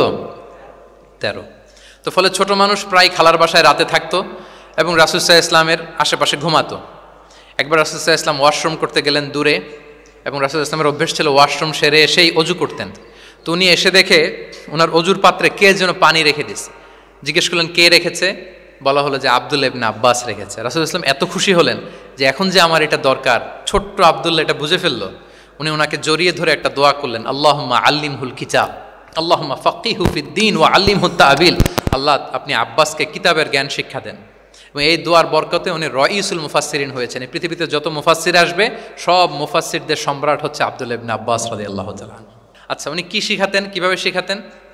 তাহাজ্জুদের সময় রাসূল ইসলাম নামাজে দাঁড়ালেন, আব্দুল্লাহ ইবনে আব্বাস এসে রাসূল ইসলামের বাম দিকে দাঁড়ালেন। ছোট মানুষ ভাবছে আমিও যে নামাজ পড়ি। আচ্ছা বলেন তো, যদি দুইজন হয় নামাজে, একজন ইমাম আরেকজন মুসল্লি, মুসল্লি ইমামের কোন দিকে দাঁড়াবে? কিন্তু আব্দুল্লাহ ইবনে আব্বাস দাঁড়াইছে কোন দিকে? বাম দিকে, কারণ উনি ব্যাপারটা জানেন না। তখন রাসূল ইসলাম কি করলেন? হাত দিয়ে টেনে পিছন দিয়ে এনে ডান দিকে নিয়ে আসলেন। তাহলে রুলিংস অফ সালাতের সুন্নাহ কি, কিভাবে দাঁড়াতে হবে, এটা তিনি শিখালেন ছোট্ট আব্বাসকে, আব্দুল্লাহ ইবনে আব্বাসকে। এরকম অসংখ্য হাদিস আপনি সিরাতের পরতে পরতে, হাদিসের পরতে পরতে পাবেন, যে বাচ্চাদেরকে, শুধু যে যুবকদেরকে, তরুণদেরকে রাসূল সাল্লাল্লাহু আলাইহি ওয়াসাল্লাম শিখিয়েছেন এমনটা না, বরং শিশুদেরকেও শিখিয়েছেন। এইভাবে রাসূল সাল্লাল্লাহু আলাইহি ওয়াসাল্লাম এমন এক শিক্ষা পদ্ধতি আমাদের জন্য উপহার দিয়েছেন, যেটার মধ্য দিয়ে তিনি শ্রেষ্ঠতম প্রজন্ম, the best generation ever on আর্থ, যেটা আমি শুরুতে বলেছি, এবং তার ধারাবাহিকতা এর পরের প্রজন্মকেও শ্রেষ্ঠ প্রজন্ম বলা হয়েছে। এর পরের প্রজন্ম, তিনটা জেনারেশন এই শিক্ষার, এই ওহির জ্ঞানের শিক্ষার ছোঁয়ায় তারা শ্রেষ্ঠ প্রজন্ম হয়েছে রাসূল সাল্লাল্লাহু আলাইহি ওয়াসাল্লামের এই শিক্ষা পদ্ধতির মধ্য দিয়ে। তাহলে সম্মানিত সুধী, আর লম্বা চূড়া আমি করতে চাই না, অনেক লম্বা সময় আমাদের অনেক বোনরা আমি দেখতে পাচ্ছি ওনারা জায়গাও পাননি, দাঁড়িয়ে দাঁড়িয়ে পুরো 1.5 ঘন্টা আলোচনা শুনেছেন। আমাদের অনেক ভাইরা 1.5 ঘন্টা যাবত আপনারা শুনেছেন। আমি একটু সামারি করি, 1 মিনিটে সামারি করে আমরা ক্লোজ করব। আমরা যদি সামারি করি যে রাসূল সাল্লাল্লাহু আলাইহি ওয়াসাল্লামের শিক্ষা পদ্ধতিটা কেমন ছিল, এটা উৎসাহমূলক ছিল, আশাব্যঞ্জক, মানে মানুষের, যেটা মানুষকে আশাবাদী করে তোলে, হপফুল বানায়। এটা মানুষকে কি বানায়? সবাই বলেন, কি বানায়? হপফুল, আশাবাদী, কনফিডেন্ট বাড়ায়, ইন্সপায়ারিং ছিল। এটা কল্যাণকামিতায় ভরপুর ছিল, ওয়েল উইশিং ছিল। আমরা যেমনি কারো কথা শুনেই তার উত্তর দেই বা মাসালা বলে দেই, এরকম না। রাসূল সাল্লাল্লাহু আলাইহি ওয়াসাল্লাম, ইংরেজিতে এটাকে বলে এমপ্যাথেটিক, মানে খুব বেশি সুবিবেচক। He not only listen to the suffering of others, he use to feel it. তিনি ফিল করতেন। একজন এসে বলতেছে যে আমার এই সমস্যা, এটার এখন আমি কি করব? আমি জাস্ট বললাম এটার ইসলামী সমাধান এটা হচ্ছে একটা। রাসূল ইসলাম এরকম না, যে বলতেছে তার কষ্টটা তিনি ফিল করার চেষ্টা করতেন, ফিল করে তখন তাকে গাইডলাইন দিতেন। এটাকে বলে এমপ্যাথেটিক, ওয়েল উইশিং ম্যানারের, কল্যাণকামিতায় ভরপুর ছিল তার শিক্ষাদান পদ্ধতি। পরামর্শমূলক ছিল, যেখানে মেন্টরিং ছিল, কাউন্সেলিং ছিল। মানে শুধু টিচার হলে এটার আউটপুট একটা, কিন্তু if you work like a mentor, আপনি আপনার শিক্ষার্থীদেরকে মেন্টরিং করতেছেন, তাদেরকে কাউন্সেলিং করতেছেন, এটার আউটপুট হবে অন্যরকম। রাসূল সাল্লাল্লাহু আলাইহি ওয়াসাল্লাম হি worked as a mentor and councillor for the সাহাবা। সুবহানাল্লাহ। রাসূল সাল্লাল্লাহু আলাইহি ওয়াসাল্লামের দেওয়ার শিক্ষাটা ছিল বেসিক্যালি অ্যাডভাইজারি। আমরা মাঝে মাঝে অ্যাডভাইজারি নেই, দেখবেন বড় বড় নেতা লক্ষ লক্ষ টাকা বেতন দিয়ে অনেক বড় বড় উপদেষ্টা রাখে, তারা বিভিন্ন ধরনের অ্যাডভাইস দেয়। রাসূল সাল্লাল্লাহু আলাইহি ওয়াসাল্লাম এই সার্ভিসটা সাহাবাদেরকে দিতেন। ওনার শিক্ষাটা ছিল অংশগ্রহণমূলক, মানে এঙ্গেজমেন্ট ছিল। একতরফা আমি বলে গেলাম অথবা একতরফা ওরা বলে গেল, এরকম না। জিজ্ঞেস করতেন, শুনতেন, শোনাতেন, প্রশ্ন করতেন, প্রশ্নের পিঠে প্রশ্ন ছড়ে দিতেন। ইন্টারেক্টিভ ছিল, পার্টিসিপেটরি ছিল, অংশগ্রহণমূলক। এটাকে আমরা, মানে ক্লাসিক স্কলাররা যেটাকে বলে সহবাহ, কি বলে? আমরা বলি না যে সহবতের বড় প্রয়োজন? রাসূল সাল্লাল্লাহু আলাইহি ওয়াসাল্লামের সহবতে মূলত ওনারা নলেজটা অর্জন করেছিলেন, পার্টিসিপেটরি ছিল, এঙ্গেজমেন্ট ছিল। এবং আমরা উল্লেখ করেছি যে Q&A বেস ছিল, প্রশ্নোত্তরমূলক, ওরাল ছিল, যৌক্তিক ছিল, র্যাশনাল, রিজনিং শিখাতেন। কেন এটা হালাল, কেন হারাম, কেন এটা ডুজ অ্যান্ড কেন এটা ডোন্টস, এটা রাসূল সাল্লাল্লাহু আলাইহি ওয়াসাল্লাম বলেছেন। এবং হি use two prioritise the youth in training and grooming. বিশেষ করে বয়স্ক সাহাবাদের থেকে যুবকদেরকে বেশি প্রায়োরিটি দিতেন তালিমের ক্ষেত্রে, তারবিয়ার ক্ষেত্রে, কারণ তারাই উম্মাকে লিড দেবে। তারাই কি উম্মাকে লিড দেবে। এই যে এখানে যারা বসে আছেন, আমার তো মনে হয় বয়স 25 থেকে 30, এর আগেই বেশিরভাগ। সো আপনাদেরকে লিড দিতে হবে আগামীর বাংলাদেশে, ঠিক কি না? এই জন্য রাসূল সাল্লাল্লাহু আলাইহি ওয়াসাল্লাম বাছাই করে করে কোন সাহাবীর কি ধরনের যোগ্যতা আছে এবং ইসলামের জন্য এটা কিভাবে কাজে লাগতে পারে, ওইভাবে সাহাবীদেরকে তিনি গাইড করতেন। এবং সেটার ফলাফল তো আমরা দেখেছি, খয়রুল কুরুনি করনি সুম্মাল্লাযীনা ইয়ালুনাহুম সুম্মাল্লাযীনা ইয়ালুনাহুম। এই ওহির জ্ঞানের স্পর্শে, এই শিক্ষার, এই তালিমের স্পর্শে তারা শ্রেষ্ঠ প্রজন্ম হয়েছেন। এবং তার পরের প্রজন্ম, তিনটা প্রজন্মকে তিনি শ্রেষ্ঠ প্রজন্ম বলে ঘোষণা দিয়েছেন। আমি আর দীর্ঘায়িত করব না। আমরা যদি রাসূল সাল্লাল্লাহু আলাইহি ওয়াসাল্লামের আনিত এই শিক্ষা পদ্ধতি আমাদের শিক্ষা ব্যবস্থার মধ্যে ইনক্লুড করতে পারি, তাহলে আমরাও আমাদের প্রজন্মকে ওইরকম শ্রেষ্ঠ প্রজন্ম হিসেবে গড়ে তুলতে পারবো ইনশাআল্লাহ বিইذনিল্লাহ। আওয়াজ করে সবাই পড়ে ইনশাআল্লাহ বিইذনিল্লাহ। আমি সবাইকে আবারও অন্তরের অন্তঃস্থল থেকে শুকরিয়া জানাই। Discourse on prophetic teaching methodology, এই শিরোনামের আলোচনা প্রায় 1.5 ঘন্টা যাবৎ খুব মনোযোগের সাথে আপনারা শুনেছেন। আল্লাহ তাআলা আপনাদের সবাইকে কবুল করুন, আপনাদেরকে ভালো রাখুন, ঈমানের সাথে রাখুন। আমি অথরিটিকে আবারও অন্তরের অন্তঃস্থল থেকে ধন্যবাদ